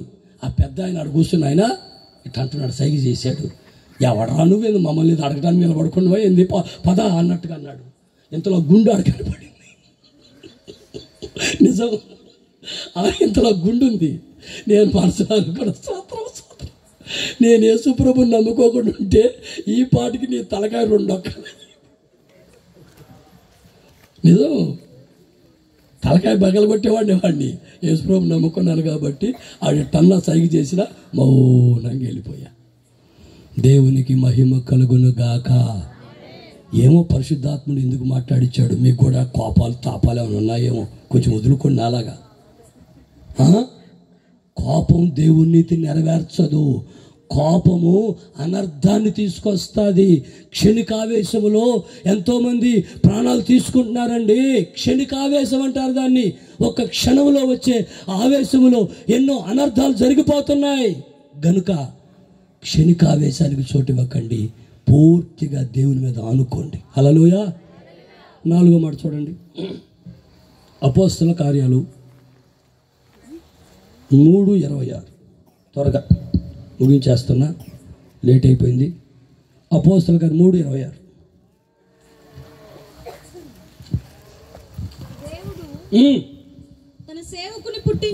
దేవుడు తన సేవకుని పుట్టించి మీలో ప్రతి వానిని దుష్టత్వము నుండి మళ్లించుట వలన మిమ్మును ఆశీర్వదించుటకు ఆయనను మొదట మీ యొద్దకు పంపాడు. హల్లెలూయా. యేసు ప్రభు పుట్టినప్పుడు మనకి ఆశీర్వాదం లేదని చెప్తున్నా. యేసు ప్రభు శిలువలో మరణించాకే మనకు రక్షణ దొరికింది, మన పాపాల నుంచి మనకు విమోచన దొరికింది అని చెప్పా. యేసుక్రీస్తు లోకానికి పంపబడిన కారణం ఏంటంటే పేదలకు సువార్త ప్రకటించుటకు, నలిగిన వారికి విడుదల, ఏమండి ఇవన్నీ కలిగించడానికి ఆయన పంపబడ్డాడు. యేసయ్య గ్రామాలు తిరిగాడు, సువార్త ప్రకటించాడు. సువార్త నమ్మండి అన్నాడు. నమ్మిన వాళ్ళు రక్షణ పొందారు. యేసన్న గారు ఎంతో ప్రయాసపడి, నిజంగా యేసన్న గారి సాక్ష్యం ఇన్నిసార్లు చెప్పినా తక్కువేనండి. 6వ తరగతి 3 సార్లు ఫెయిల్ అయ్యాడు. 6 భాషలు అనర్గళంగా మాట్లాడాడు. అది కృప. 6వ తరగతి 2 సార్లు ఫెయిల్ అయ్యి మళ్ళీ 3వసారి బొమ్మంటే ఇదేమో డిగ్రీనా 3 సంవత్సరాలు చదవటానికి అని మానేసి. నా దగ్గర ఒక బొడ్డోడు ఉన్నాడు. పోయిన సంవత్సరం, అంతకుముందు సంవత్సరం కొండాపురంలో మందిరం కడతా ఉన్నాం. వాడు అక్కడ హాస్టల్లో చదువుతున్నాడు. వాడు నా దగ్గరికి వచ్చాడు. వాళ్ళ నానుండి, అన్నా వాడు స్కూల్కి పోకుండా చర్చి చుట్టూ తిరుగుతున్నాడు, కొంచెం వాడికి చెప్పన్నా అన్నాడు. నేనుండి మరే సంతోషం, మీ నాన్న బాధపడుతున్నాడు స్కూల్కి పోవట్లేదని. స్కూల్కి పోవచ్చు కదా, చదువుకోవచ్చు కదా అన్న నేను. వాడు అన్నాడు, నేను 8వ తరగతి చదువుతున్నా. యేసన్న గారు 6వ తరగతి, యేసన్న గారు 6 చదివింది, నేను 2 ఎక్కువ చదివా. నువ్వు చదవమంటావేంది నన్ను, నేను సేవ చేస్తానంటే అంటున్నాడు. నేను వాడికి ఏం చెప్పలేకపోయా. వాడు ఇప్పుడు కూడా ఒకరోజు స్కూల్కి పోతాడు, 3 రోజులు నా చుట్టూ తిరుగుతుంటాడు. ఈరోజే మిస్ అయిపోయాడు. వాడు నాకే నేర్పిస్తాడు గుణపాఠాలు, నాకే ప్రశ్నలు వేస్తాడు. వాడు మామూలుడు కాదు, ఇంద్రజిత్తు. ప్రియమైన దైవ జనాంగమా, ఆ దైవజన యేసన్న గారికి దేవుడిచ్చిన కృప, తలాంతు. 45 సంవత్సరాలు ప్రభు సేవ చేసి ప్రభులోకి వెళ్ళిపోయాడు. మహిమలో ఉన్నారు. మనం ఒకరోజు వెళ్తాం, ఆయన చూస్తాం.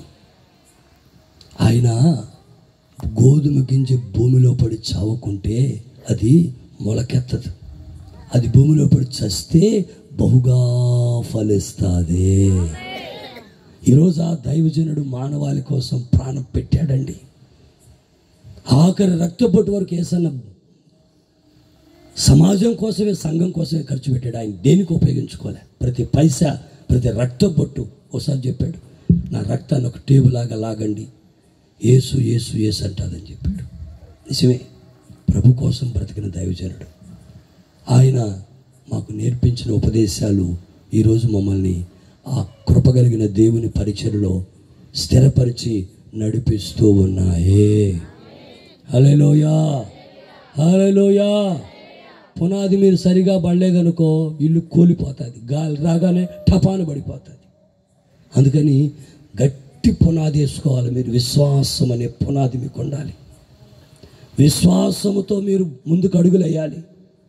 ఏమండి, వాళ్ళేదో చెప్పారు, వీళ్ళేదో చెప్పారు, హడావుడిగా బాప్తిసం ముందు 4 రోజుల నుండి మళ్ళీ వెనక్కపోయి మళ్ళీ ముందుకు వింటుండకూడదు. ప్రభువులు అడుగు పెట్టావా, మరణించే వరకు ప్రభు కోసమే బ్రతుకుదుము గాక. మరలా వెనుకంజ వేయకూడదు. నాగటి మీద చేయబెట్టి వెనుక తిరిగి చూసేవాడు నాకు పాత్రుడు కాడన్నాడు యేసయ్య. ఆయన మార్గంలోకి వచ్చామా ఇక అంతే, తాడో పేడో ఆయన మార్గంలో, చచ్చిపోయేవరకు ఆయన మార్గంలో ఉండాల్సిందే. ఆయన మన కోసం ప్రాణం పెట్టాడు, మనం ఆయన కోసం జీవించి ఆయన కొరకే మరణించుదుము గాక. నేను ఎప్పుడు చెప్తా, నేను ప్రభు సేవ సంతోషంగా చేస్తున్నా. ఈరోజు నా ప్రభు నన్ను పిలిస్తే హ్యాపీగా వెళ్ళిపోతా. ఏమండి, నన్ను పరిశుద్ధపరచుకొని సంపూర్ణపరచుకొని నా ప్రభు పిలిస్తే హ్యాపీగా వెళ్ళిపోతా. పౌలు గారు చెప్పారు, నేను వెడలిపోవాలని ఆశ ఉంది నాకు అంటారు. ఎందుకంటే ఇక్కడ కన్ను మూస్తే ఆయనకు మరీ సమీపస్తులుగా మారిపోతామో. హల్లెలూయా. వెళ్ళిపోవాలి మనం, ఇది మంది కాదు, వెళ్ళిపోవాలి. అక్కడ మనము ఈ మధ్య నాకు ఒక థాట్ చెప్పారు ఎవరు, నేను వెళ్ళి మీకు స్థలాలు సిద్ధపరుస్తాను, ఇల్లు కట్టిస్తాను అన్నాడు కదా. ఇల్లు కట్టిస్తే ఆ ఇంట్లో కిచెన్ ఉంటుందా అని అడిగాను నన్ను ఒక ఆయన. పరలోకంలో మనకు ఒక ఇల్లు ఉంది. ఈ 4 అన్నోళ్ళకి ఇల్లు ఉంది, నాకు ఇల్లు ఉంది, మా బ్రదర్కి ఇల్లు ఉంది, మోషేకి ఇల్లు ఉంది, షారోన్కి ఇల్లు ఉంది, సువార్తమ్మకి ఇల్లు ఉంది, సావిత్రకి ఇల్లు ఉంది, జ్యోతికి ఇల్లు ఉంది. నిద్రపోతుంది జ్యోతి. నిద్రపోయే వాళ్ళకి ఇల్లు ఎక్కడ ఉంటాయి నాకు అర్థం కాదు. ఉంటాయి ఉండవు మరి చూసుకోండి. ఈ సిటీ దానికి ఒక ఇల్లు ఉంది. అంటే వాళ్ళు 13 సంవత్సరాల దాకా వాళ్ళకి ఛాన్స్, తర్వాత లెక్కలు వేరు మారిపోతాయి. అయితే కిచెన్ ఉందా అని అడిగాడు పరలోకం. మీరు చెప్పండి, భక్తులు చాలా భక్తి చేశారు కదా మీరు, ఒక్కొక్కళ్ళు సీనియారిటీ పెరిగింది కదా, పరలోకంలో మీ ఇంట్లో కిచెన్ ఉంటుందా? టెక్కని చెప్పాలా? ఉండదు. బెడ్రూమ్ ఉంటుందా? ఉండదు. మరి హాల్ ఉంటుందా? మరి బెడ్రూము లేకుండా, కిచెను లేకుండా, హాలు లేకుండా ఇంకేముంటుంది?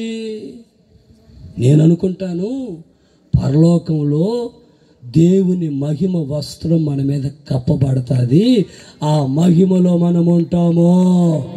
హల్లెలూయా. అక్కడ దీపం అక్కరలేదు, గొర్రె పిల్లయ్య దీపమై వెలుగుతుంటాడు. అక్కడ ఇక రాత్రి లేదు కాబట్టి పగటి వేళ అక్కడ తలుపులు వేయబడవు.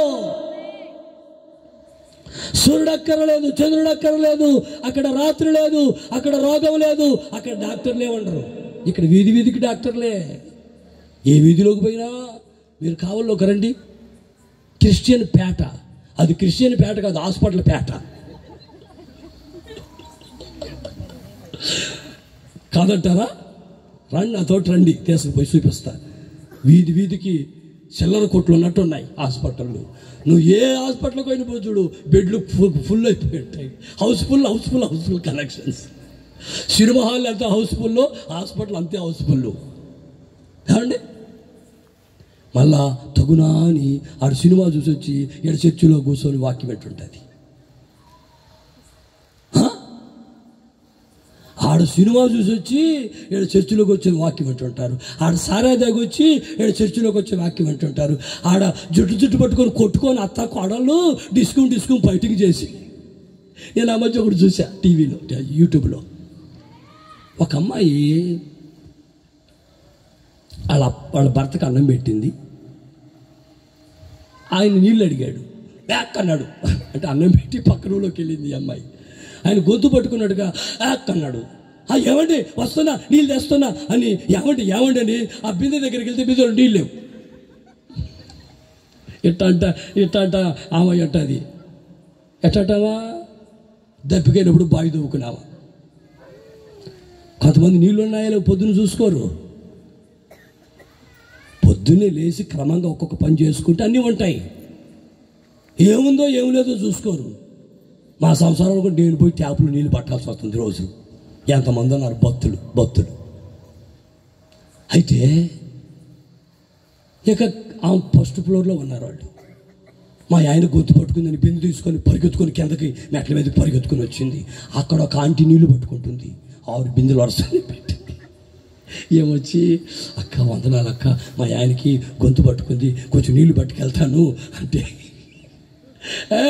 నా 6 బిందెలు ఫస్ట్ పెట్టా, 6 బిందెలు నింటే నో ఛాన్స్. అక్క గొంతు పట్టుకొని చచ్చిపోతే సమాజం నేను ఇక బిందె తీసుకొని ఈ మనిషి ఇద్దరు బిందె డిస్కౌంట్ తీసుకుంటాడు. అన్నం వదిలేసి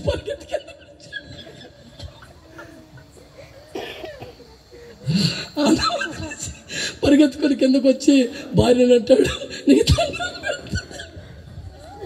గొడవ చేస్తే మన పొరుగు పోతుంది, గొడవ చేస్తే మన పొరుగు పోతుంది.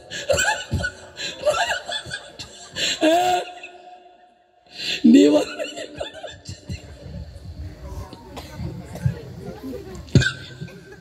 గొడవకి నువ్వు కొత్త పట్టుకున్నా, నేను పరిగెత్తి వచ్చేదాన్ని.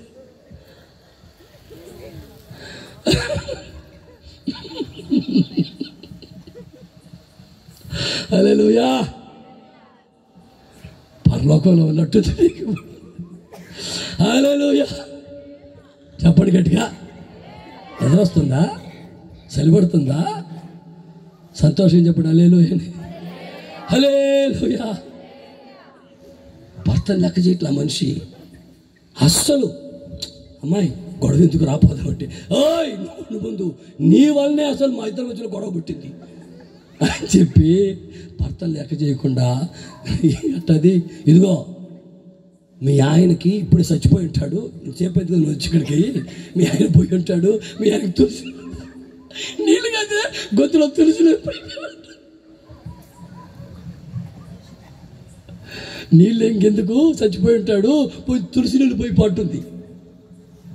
గొడవలు ఎంత పెద్ద చూసారా? ఇది ఇన్ని నీళ్ళ కాడ ఎంత తగా చేసిందా మనిషి. వాళ్ళిద్దరు సూర్యకాంతం అక్కలై ఉంటారు. మీకు తెలుసా సూర్యకాంతం? ఎవరు తెలుసు సూర్యకాంతం చెప్పండి. అంటే మీ అక్కడ సూర్యకాంతం చాలా మంచిదంట. సూర్యకాంత్ గారి గురించి నేను చదివా, స్టడీ చేశా. చాలా మంచిది ఆవిడ. అందరికీ వచ్చిన వాళ్ళకి అన్నం పెట్టకుండా పంపించదంట. ఎంతమంది వచ్చినా సొంతంగా చేతులతో ఆమె ఒక్కటే చేసి పెట్టుద్దంట. సూర్యకాంతం అంత మంచిది. కాకపోతే ఆమెకి క్యారెక్టరు దానికి సూట్ అవుతుంది. అందుకని అత్త క్యారెక్టర్ ఇస్తారు. అత్తలారా దుత్తలారా, మీ కోడలు ఏపుకు తినబాకండి అమ్మా. ఒక మాట చెప్తాను, ముగించేస్తాను. అంటే దుష్టత్వం గురించి చెప్తున్నా. అత్తలో దుష్టత్వం ఉంటుంది. ఎట్టంటే అత్తకు ఒక కూతురు ఉంది, ఒక కోడలు ఉంది. మామూలుగా అత్త కోడలు ఎట్టుండాలంటే పప్పు ఉప్పు లాగా ఉండాలి. గన పప్పు ఉడుకుతా ఉందనుకో పొయ్యి మీద, అంత ఉప్పు తీసుకెళ్ళి వేస్తే కమ్మగా రుచిస్తుంది పప్పు. కానీ ఇప్పుడు అట్లేరు అత్త కోడళ్ళు. ఎట్టున్నారంటే నిప్పు ఉప్పులాగా ఉన్నారు. గన మండే ఉప్పులో పప్పులో పొయ్యిలో నిప్పు తెచ్చిపోయి వేసామనుకో పటా చిటా పట అంటుంది, చెంపలు పగల కొడుతుంది. అత్త కోడలు అట్టున్నారు. ఇప్పుడు అందరు చెంపలు పగల కొడుతున్నారు. సరే, ఈ అత్తమ్మ ఒకరోజు వాళ్ళ కూతురు వంట చేస్తుంది. ఏదో రొట్టెలు చేసింది. రొట్టెలు కొంచెం మాడిపోయాయి. భర్త వచ్చాడు, ఏది అల్లుడు వచ్చి అన్నాన్ని కూర్చున్నాడు. మాడిపోయిన రొట్టె పెట్టింది.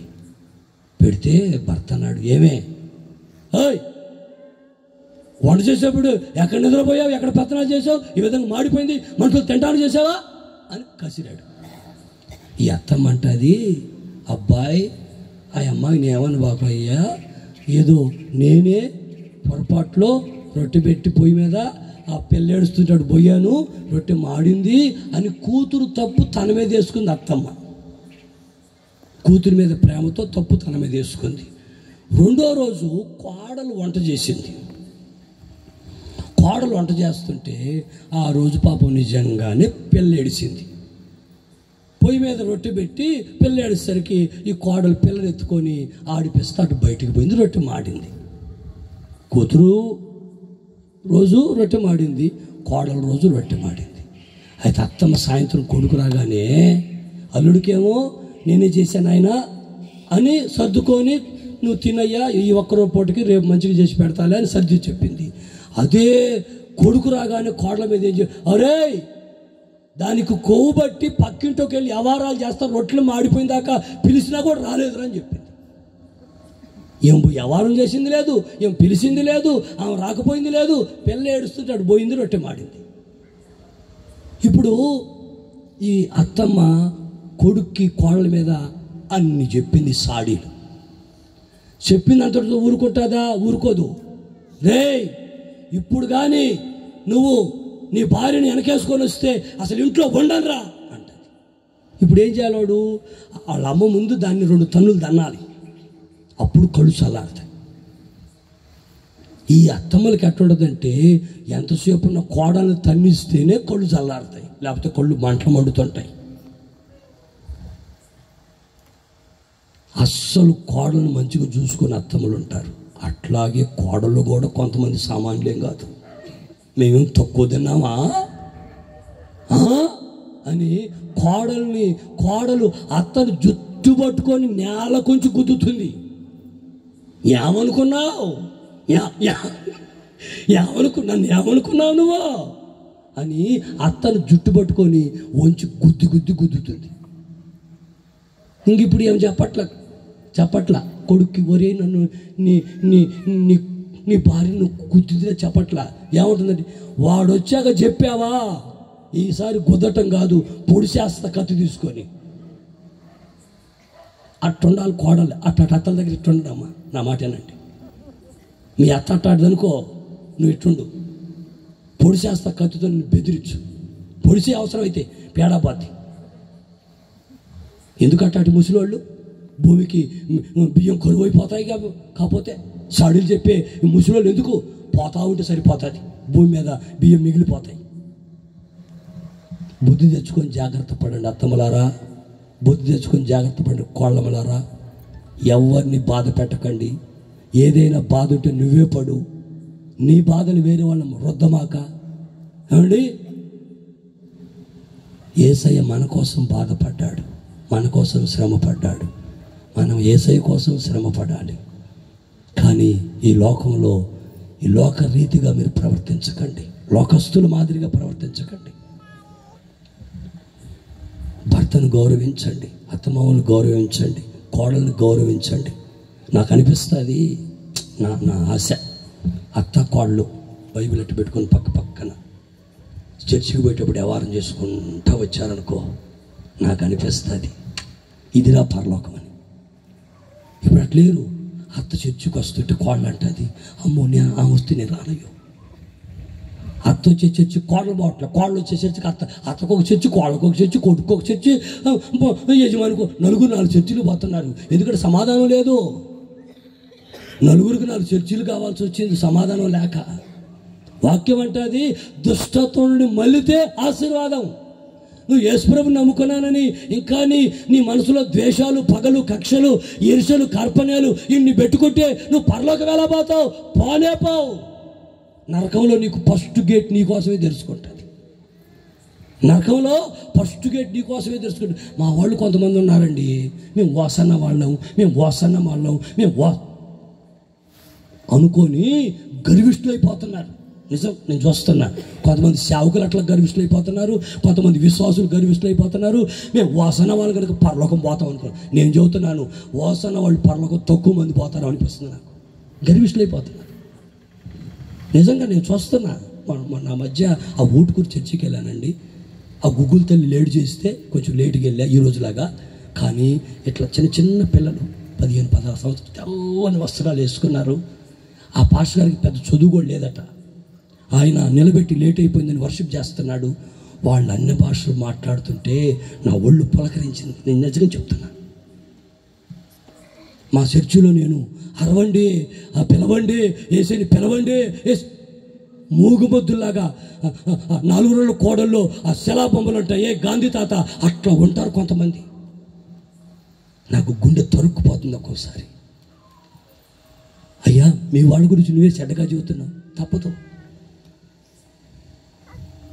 పరలోకం పోవాలని వాళ్ళ మీద నాకు ఆశ ఉంది కనుక గద్దించి చెప్తున్నా.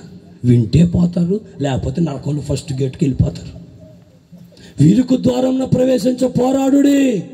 నాశనమునికి పోయే ద్వారము వెడల్పుగా ఉంటుంది, విశాలంగా ఉంటుంది, కానీ తొదకది నాశనానికి తీసుకొని వెళ్ళిపోతుంది. ఈ రోజున మనిషి ఏమండి సుఖం కోరుకుంటున్నాడు, సౌఖ్యం కోరుకుంటున్నాడు, సుఖభోగాల్లో బ్రతకాలనుకుంటున్నాడు. సుఖభోగాలు మనిషిని నరకానికి చేరుస్తాయి. కష్టపడమన్నాడు దేవుడు. భూమి మీద బ్రతికినంత కాలం చెమటోడ్చమన్నాడు, చెమటోడ్చి పని చేయమన్నాడు. ఈరోజు మనిషి శ్రమపడడానికి ఇష్టపడట్లా. బట్టలు ఉతుక్కుంటే కూడా ఎక్కడ కొంచెం కండ్లు కరుగుతాయనని అదే మిషను, వాషింగ్ మిషన్.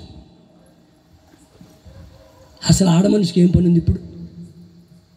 వంట వండటానికి కుక్కరు, పప్పు వండటానికి నిక్కరు,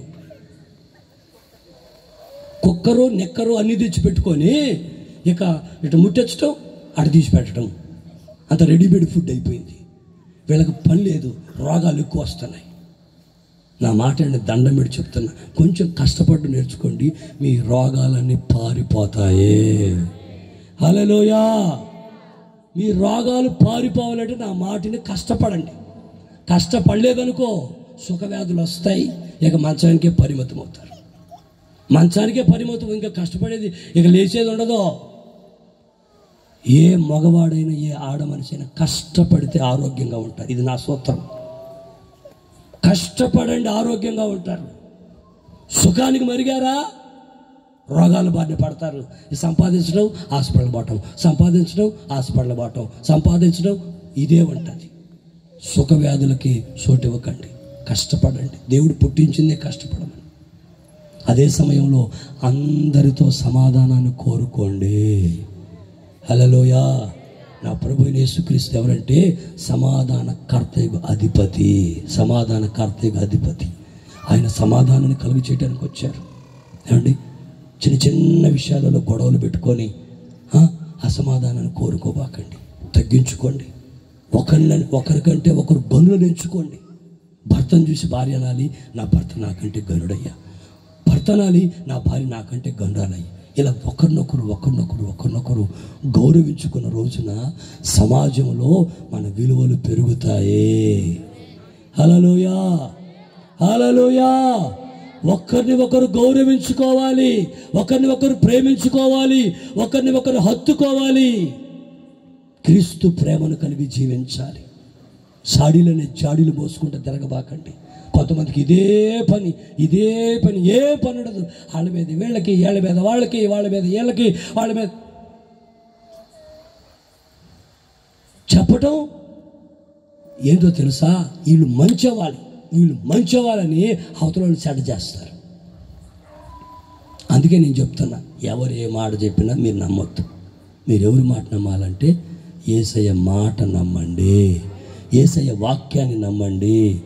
భర్త మీద భార్య మీద అనుమానాలు పెట్టుకోవద్దు, కొంప కొల్లేరైపోతుంది. భర్తని భార్య, భార్యని భర్త నమ్మాలి. కొంప కొల్లేరు కాకుండా నమ్మండి. ఇంకా నేను చెప్తా, ఒకవేళ ఆ దరిద్రపు కొట్టిది అనుకో, దరిద్ర పని చేసింది అనుకో, రేపు నరకానికి పోతుంది. నీకెందుకు, నువ్వు పరలోకం పో. అర్థమవలా? ఇప్పుడు అదేదో దరిద్ర పని చేసిందని నువ్వు ఒక దరిద్ర పని చేసి ఇద్దరు మందిరం మానేసి ఇద్దరు తన్నుకొని తిట్టుకొని రోడ్ల వెంట తిరిగారనుకో, ఇద్దరు నరకానికే పోతారు.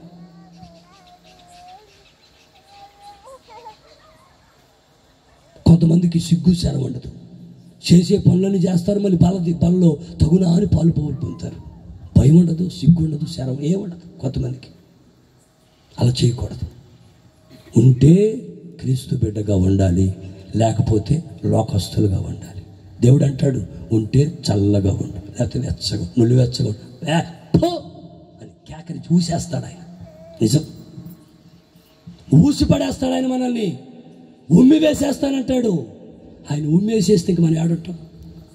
అందుకని ఈ రాత్రి దేవుడు అంటాడు, ఏ దుష్టత్వం ఒకవేళ నీలో ఉందో, క్రిస్మస్లు ఎన్నో వస్తున్నాయి పోతున్నాయి, ఈ క్రిస్మస్ సెమీ క్రిస్మస్ సందర్భంగానైనా నా దేవుడు నీతో చెప్తున్న మాట, నీలో ఏ దుష్టత్వం, ఏ చెడుతనం, ఏ పాపం, ఏ శాపం, ఏ రోగం నిన్ను వెంటాడుతుందో అది నిన్ను తొలగి విడిచిపెట్టి పోవాలంటే మొదట నీ దుష్టత్వంలో వచ్చిన విడుదల పొందుదువుగాక. ఆ దుష్టత్వాన్ని ఎంతవరకు నీలో కలిగించి నడిపిస్తున్న సాతానుడు నేను విడిచిపెట్టి పోవునుగాక. యేసన్నలో ఉన్న ఆ దురాత్మ పోయినప్పుడే యేసన్న మనిషిగా మారాడు. కొంతమంది మనుషులాగా ఉండరు, పశువులాగా ప్రవర్తిస్తారు, వర్షవాయి లేకుండా ప్రవర్తిస్తారు. అందుకని రాత్రి ఆ దుష్టత్వాన్ని విడిచిపెట్టి ఎప్పుడైతే నువ్వు దేవుని వైపు మళ్ళుతావో అప్పుడు ఆశీర్వాదమా రా రా రా అని అక్కర్లా, ఆశీర్వాదం నీ గుమ్మము యొద్దకే వచ్చి నిలుస్తాదే. హల్లెలూయా. ఒక్క మాట చెప్తున్నాను, అదేంటంటే నువ్వు వేకునేసి ప్రార్థన చేయి. అది నా కోరిక. సేవకుడిగా నేను ప్రతి సంఘంలో కోరుకునే కోరిక ఏంటంటే వేకుని లేసి ప్రార్థన చేయండి. మన పితరులు భక్తులందరూ యేసయ్యతో సహా ఇంకా చీకటి ఉండగానే లేచి ఒంటరిగా అరణ్యానికి వెళ్ళి ప్రార్థించాడని రాసి ఉంటుంది. యెహోషువ భక్తుడు, దావీదు భక్తుడు, దానియేలు భక్తుడు, వీళ్ళందరూ కూడా వేకుని లేచి ప్రార్థించారు. నా మాట నమ్మండి, వేకుని లేచి ప్రార్థించండి. ఒక దైవజనుడు చెప్పాడు, దేవదూతలట మధ్యరాత్రి 3 గంటల కాంచి పరలోకం నుంచి పెద్ద పెద్ద గంపలు ఎత్తుకొని దిగొస్తారు. ఎంతసేపు పడుతుంది వాళ్ళకి దిగిరాటానికి? ఒక క్షణం జా. అక్కడ అట్లా అన్నారంటే ఇక్కడ వాలిపోతారు. భూమి మీద దిగొచ్చి ఎక్కడ స్తోత్రం వినపడుతుందో దేవదూతలు దిగొచ్చి అట్లా మన ఇళ్ళ మీద అలాగా తిరుగుతూ ఉంటారు. నీ ఇంట్లో స్తోత్ర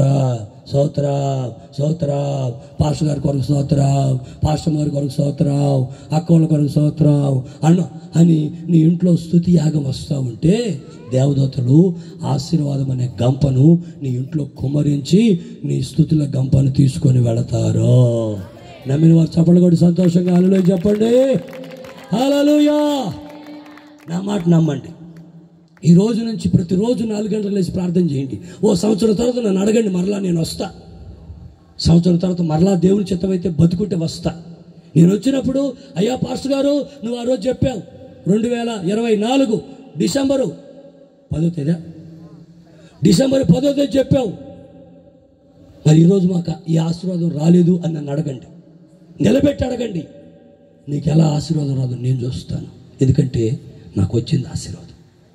ఒక్క ప్యాంట్ కుట్టుకోలే, 5 సంవత్సరాల కాలేజీ దిగిన ఒక్క ప్యాంట్ కుట్టించుకోలేకపోయిన పేదవాడిని. మా అన్నయ్య ప్యాంట్లు వేసుకొని చదువుకున్నాను. ఈరోజు కొత్త సంవత్సరం వస్తే ఒక 50 మందికి బట్టలు ఇచ్చి దళిత ఇచ్చాడు దేవుడు నాకు. నిజం. ఒక ప్యాంటు కుట్టుకోలేను అని నేను 3.5 ఛార్జీ లేదు నాకు. 3.5 రూపాయలు ఉంటే పెన్ను కొనుక్కోవచ్చు, నడుచుకోవచ్చు అనుకున్నవాడిని. ఈరోజు 1000 కిలోమీటర్లు ఏసీ కారులో తిరుగుతున్నాను. 3.5 ఛార్జీ లేని ఈ నిరీక్షను ఏమండి 7-8 దేశాలు వెళ్ళి దేవుని నామాన్ని ఘనపరిచి రావడానికి ప్రభు కృప చూపాడు. యెరూషలేము 2 సార్లు వెళ్ళి వచ్చా దేవుని మహాకనికరాన్ని బట్టి. 3.5 ఛార్జీ లేనివాడిని అండి నేను. యెరూషలేము 2 సార్లు వెళ్ళా. Kuwait, Oman, Dubai, Malaysia, Singapore. నా ప్రభు అనేక చోట్లకు మా దైవజన్ లేసన్న గారు మమ్మల్ని ప్రేమించి పరిచర్లో వాడుకుంటూ ఆయన మమ్మల్ని ఘనపరిచి ఆయా చోట్లకు తీసుకెళ్ళాడు. అలాంటి దైవజన్ని మరలా మనం పొందుకోలేం. ఆయనకు ఆయనే సాటి. ఏది ఏమైనా ఆయన మమ్మల్ని నడిపించిన మార్గాలు మేము నడుస్తూ ఈరోజు సంఘాలు నడిపిస్తున్నాం. మీరు కూడా దేవుని మార్గాల్లో యేసయ్య మన కొరకు పంపబడ్డాడు. ఆయన మన దోషాలు, పాపాలు, అతిక్రమాలు అన్నీ తీసివేయడానికే వచ్చాడు. కాబట్టి ఒకవేళ ఈ రాత్రి ఇంకా నీలో ఏ దోషమున్నా, ఏ పాపమున్నా, ఏ అపవిత్రత ఉన్నా, వాక్యం అంటే అది గొర్రె పిల్ల ఏమిటి ఎడ్ల యొక్కయు మేకల యొక్కయు రక్తము ద్వారా పాప పరిహారం కలగదు గనుక ఆయన తన స్వరక్తము ద్వారా పరిశుద్ధ స్థలములో ప్రవేశించి మన పాపాలకు విమోచన కలిగించాడు. హల్లెలూయా. గనుక యేసయ్య మన కోసమే పంపబడ్డాడు, పుట్టాడు, మనం రక్షించుకున్నాడు. రక్షణ లేని వాళ్ళు రక్షణ పొందండి, రక్షించబడిన వారు ఆ రక్షణను భయముతో వణుకుతో అంతవరకు కాపాడుకోండి. ఏ దుష్టత్వం ఉన్నా మీలోంచి విడిచిపెట్టండి. నా దేవుడు దుష్టత్వాన్ని విడిచిపెడితే చాలు, ఇక నిన్ను ఆశీర్వాదపు బాటలో నడిపిస్తాడు. నువ్వు ఆశీర్వదించబడతావు. ఆయన నీ కొరకు ద్వారం తెరుస్తాడు. ఇక ఎవరు దాన్ని మోయలేరు. హల్లెలూయా. నా మాట నమ్మండి. నువ్వు దుష్టత్వంలో ఉంటే నువ్వు ఆశీర్వదించబడలేవు. దుష్టత్వాన్ని విడిచిపెడితే అంతే ఏమండి. దుష్టత్వం నీలో ఉంటే నువ్వు ఎంత ప్రార్థన చేసినా, ఎంత కన్నీరు గార్చినా, ఆయన అంటాడు మీ ప్రార్థన నాకు వినపడకుండా చెవులు మూసుకున్నాను అంటాడు. మీ ప్రార్థన నాకు వినపడకుండా చెవులు మూసుకుంటాడు ఆయన. అదే నువ్వు దుష్టత్వాన్ని విడిచిపెడితే నీ ప్రార్థన వైపు ఆయన చెవియొగ్గి ఆలకిస్తాడు. గనుక దుష్టత్వాన్ని విడిచిపెట్టి పరిశుద్ధులైన యేసయ్య మార్గాల్లో పవిత్రంగా నడవండి. వేకులు నిలిచి ప్రార్థించండి. ప్రతిరోజు బైబిల్ చదవండి. దేవుని ఆశీర్వాదాలు రాబోయే కొత్త సంవత్సరంలో మీరు సొంతం చేసుకుందురుగాక. ఈ మాటలు మీ వినికిడిలో నా ప్రభు ఫలభరితముగా మార్చునుగాక. అందరూ ఒక రెండు మూడు నిమిషాలు లేచి నిలబడుకోండి. చిన్న ప్రార్థన చేసుకుని ముగించుకుంటాం. ఇంకా 11 కాలేదు, దగ్గరుంది 11కి. 11 లోపే మిమ్మల్ని పంపిస్తాం. నేను ఇప్పుడు 4 గంటలు ప్రయాణం చేయాలి. ఆయన మన కొరకే పంపబడ్డాడు. కాలం పరిపూర్ణమైనప్పుడు తన కుమారుని ఆయన పంపాడు. ధర్మశాస్త్రానికి లోబడిన మనల్ని ధర్మశాస్త్రానికి లోబడి ఉన్నారని లేఖనాల ద్వారా ప్రభు మనతో మాట్లాడుతూ వచ్చారు. ఆయన రక్షకుడిగా పంపబడ్డాడు. వాక్యమయున్న యేసు మన కొరకు పంపబడ్డాడు. కృపా సత్య సంపూర్ణంగా శరీరధారిగా మన మధ్యలోనికి వచ్చారు.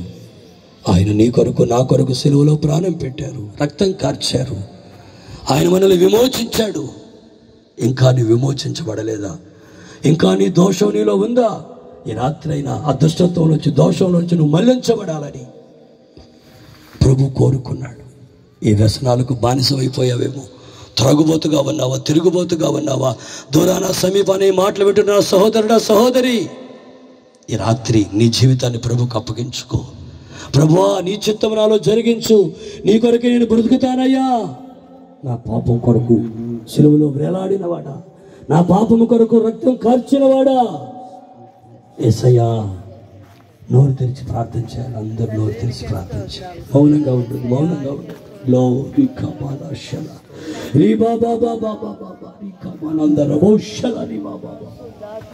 యేసయ్యా స్తోత్రం స్తోత్రం స్తోత్రం స్తోత్రం.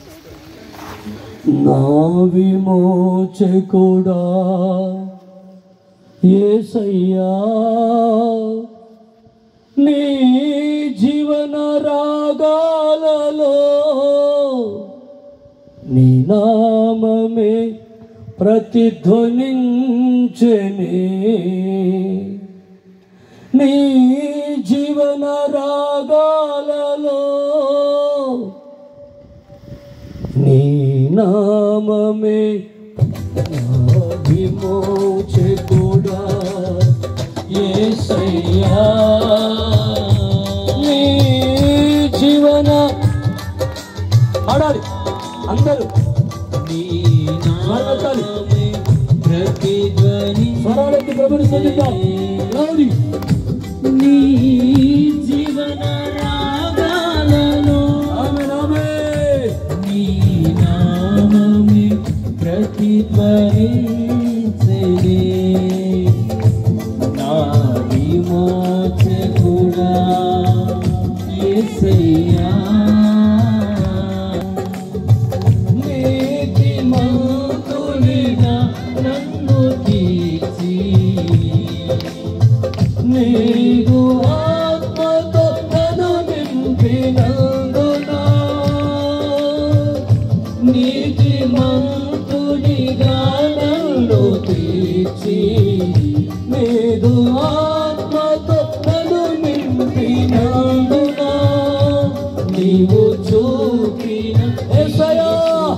నీ మరువలే. Thank you Lord. నీవు చూపిన నీ కృప నీ మరువలేను. నా విమోచకుడా యేసయ్యా, మమతలూరించే వారెవరు లేరని నిరాశల చెర నుండి విడిపించి నందునా. మమతలు లేరని నిరాశల చెర నుండి విడిపించినందునా. నిన్ను స్తుతించకుండా నేనుండలేను. నిన్ను స్తుతించకుండా నేనుండలేను. నా విమోచకుడా యేసయ్యా, నీ జీవన రాగాలలో ప్రతిధ్వనించెని. నీ జీవన రాగాలలో నామమే ప్రతిధ్వనించెని. నా విమోచకుడా యేసయ్యా,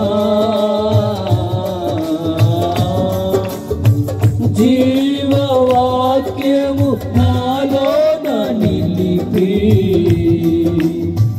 జీవ మార్గములో నడిపించినందునా. జీవవాక్యము నాలోన నిలిపి జీవ మార్గములో నడిపించినందునా. అందరూ సంతోషంగా ప్రభువుని స్తుతించాలి. జీవాధిపతి నిన్ను విడువలేను.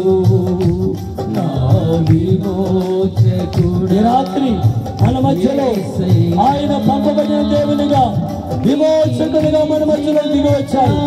ఈ రాత్రి విమోచించాలని, నీ జన్మ కర్మ పాపాల నుంచి నిన్ను విమోచించి నీతిమంతునిగా తీర్చి నిత్య జీవాన్ని అనుగ్రహించాలని జీవన రాగాలలో నీ దుష్టత్వం నుంచి మళ్లించాలని రాత్రి ప్రభు మన మధ్య దిగి వచ్చారు. మనతో మాట్లాడుతూ వచ్చారు. దూరాన సమీపాన్ని మాట్లాడుతున్నటువంటి ప్రియ సోదరుడు సోదరి ఎవరైనా సరే ఓ తీర్మానం చేసుకో, ఓ తీర్మానం చేసుకొని ప్రార్థన చేసుకో. విమోచకుడా యేసయ్యా, నీ జీవన రాగాలలో. అందరూ ప్రభువుని చూడండి.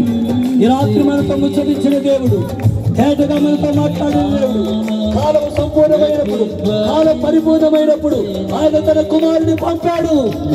ఆయన తన కుమారుని పంపాడు. యేసుక్రీస్తు నీ కొరకు నా కొరకు పంపబడిన దేవుడు. ఆయన మనల్ని పాపములోంచి విమోచించడానికి రక్షకుడిగా పంపబడ్డాడు. వాక్య స్వరూపిగా పంపబడ్డాడు. మన దుష్టత్వం నుంచి మనల్ని మళ్లించాలని, నిత్య రాజ్యానికి వారసులుగా మార్చాలని ఆయన పంపబడిన దేవుడు. చప్పలు కొడు, చప్పలు కొట్టేసాను కనపరుచుకో. ఆత్మస్వరూపి నీకు స్తోత్రం, స్తోత్రం, స్తోత్రం. రాత్రి ప్రభు మనతో సూటిగా తేటగా ఆయన ఎన్నో చక్కని విషయాలు మనతో మాట్లాడుతూ వచ్చారు. రెండు చేతుల పైకి గట్టిగా స్తోత్రం చెప్దాం. దైవజనులు మన మధ్యలో ఉన్నారు. చివరిగా ప్రార్థన చేసి ఆశీర్వాదం ఇస్తారు. ప్రార్థన చేసుకుందాం. అలాగే దైవజనులు నిలబెట్టి నైనా చక్కగా తండ్రి ఈ సెమీ క్రిస్మస్లో ప్రభు మాట్లాడారు. తండ్రి నీకు స్తోత్రాలు. మీ దాసుడు వస్తుండగా ప్రభువా అయ్యా మీ కాపుదలు ఇచ్చారు తండ్రి. గొప్ప అపాయాన్ని తప్పించారు. అందరి బట్టి నీకు స్తోత్రాలు నాయన. అయ్యా మీరు క్షేమముగా సన్నిధికి ప్రభు స్థలానికి చేర్చారు. స్తోత్రాలు నాయన. ఇదిగో ప్రభువా ఈ దాసుని నిలబెట్టి తండ్రి ఇదిగో ప్రభువా కాలము సంపూర్ణమైనప్పుడు దేవుడా దేవా నువ్వు నీ కుమారుని పంపావు నాయనా. ఇదిగో తండ్రి, ఇదిగో నాయనా, ఆయన పేదలకు ప్రభువా సువార్తను ప్రభువా అందించావు నీ కుమారుడి ద్వారా తండ్రి. నాయనా నీకు స్తోత్రాలు ప్రభువా. ఇదిగో దావీదు పట్టణమందు నేడు రక్షకుడు మీ కొరకు పుట్టి ఉన్నాడని తండ్రి మీ దాసుని నోటిని ప్రభువా మాటను కూడా మీరు తీసుకొచ్చారు తండ్రి. అయ్యా ఎందరికీ ప్రభువా ఈ గాదుల వాగులో ప్రభువా రక్షణ లేదో ప్రభువా, రక్షణ ద్వారం ప్రభువా ఇదిగో ప్రభువా మీరు తెరవండి నాయనా. ప్రతి ఆటంకము కొట్టివేయాలి ప్రభువా. ఇదిగో ప్రభువా కృప చూపండి తండ్రి. నాయనా ప్రభువా ఎంతో మంది నీ దాసుని నోటి నుంచి వస్తున్న మాటలు ఈ రాత్రి కాలములో ప్రభువా వాళ్ళ చెవుల్లో పడ్డాయో పండి తండ్రి. నాయనా కాపాడండి తండ్రి. అయ్యా ఈ యొక్క మాటను ప్రభువా వ్యర్థంగా పోక మంచి నేలన పడిన విత్తనము వలె ప్రభువా ఇదిగో 30 దంతులుగాను అయ్యా 60 దంతులుగాను 100 అంతులుగాను నాయనా. ఇంకను దైవజనులు ప్రభువా నిరీక్షణ పాస్టర్ గారిని ప్రభువా బలంగా వాడుకోండి తండ్రి. వెళుతున్న మార్గాల్లో మీరు తోడుగా ఉండండి తండ్రి. నాయన నీ కృప చూపండి తండ్రి. అలాగే ప్రభువా సుగుణకు ప్రభువా పరిచయను కూడా మీరు ఆశీర్వదించండి ప్రభువా, దీవించండి తండ్రి. ఇక్కడికి చేరి ఉన్న ప్రతి బిడ్డను మీరు ఆశీర్వదించి నీ కృపలో వర్ధిల్లింపజేసి బలపరచమని సమస్తమును ప్రభువా ఈ విజ్ఞాపనం మీ చేతులకు అప్పజెప్పుచున్నాము తండ్రి. ఆమేన్. స్తోత్రం. ప్రేమ కుమారుడిని యేసయ్య కృప పరిశుద్ధాత్మ దేవుని అనేక సహవాసము సదాకాలం మనకు తోడైండి ఆయన కృపలో భద్రపరిచి వర్ధిల్లింపజేసి కాపాడునుగాక. ఆమేన్. ఆమేన్. 2 చేతుల పైకి యేసయ్యకి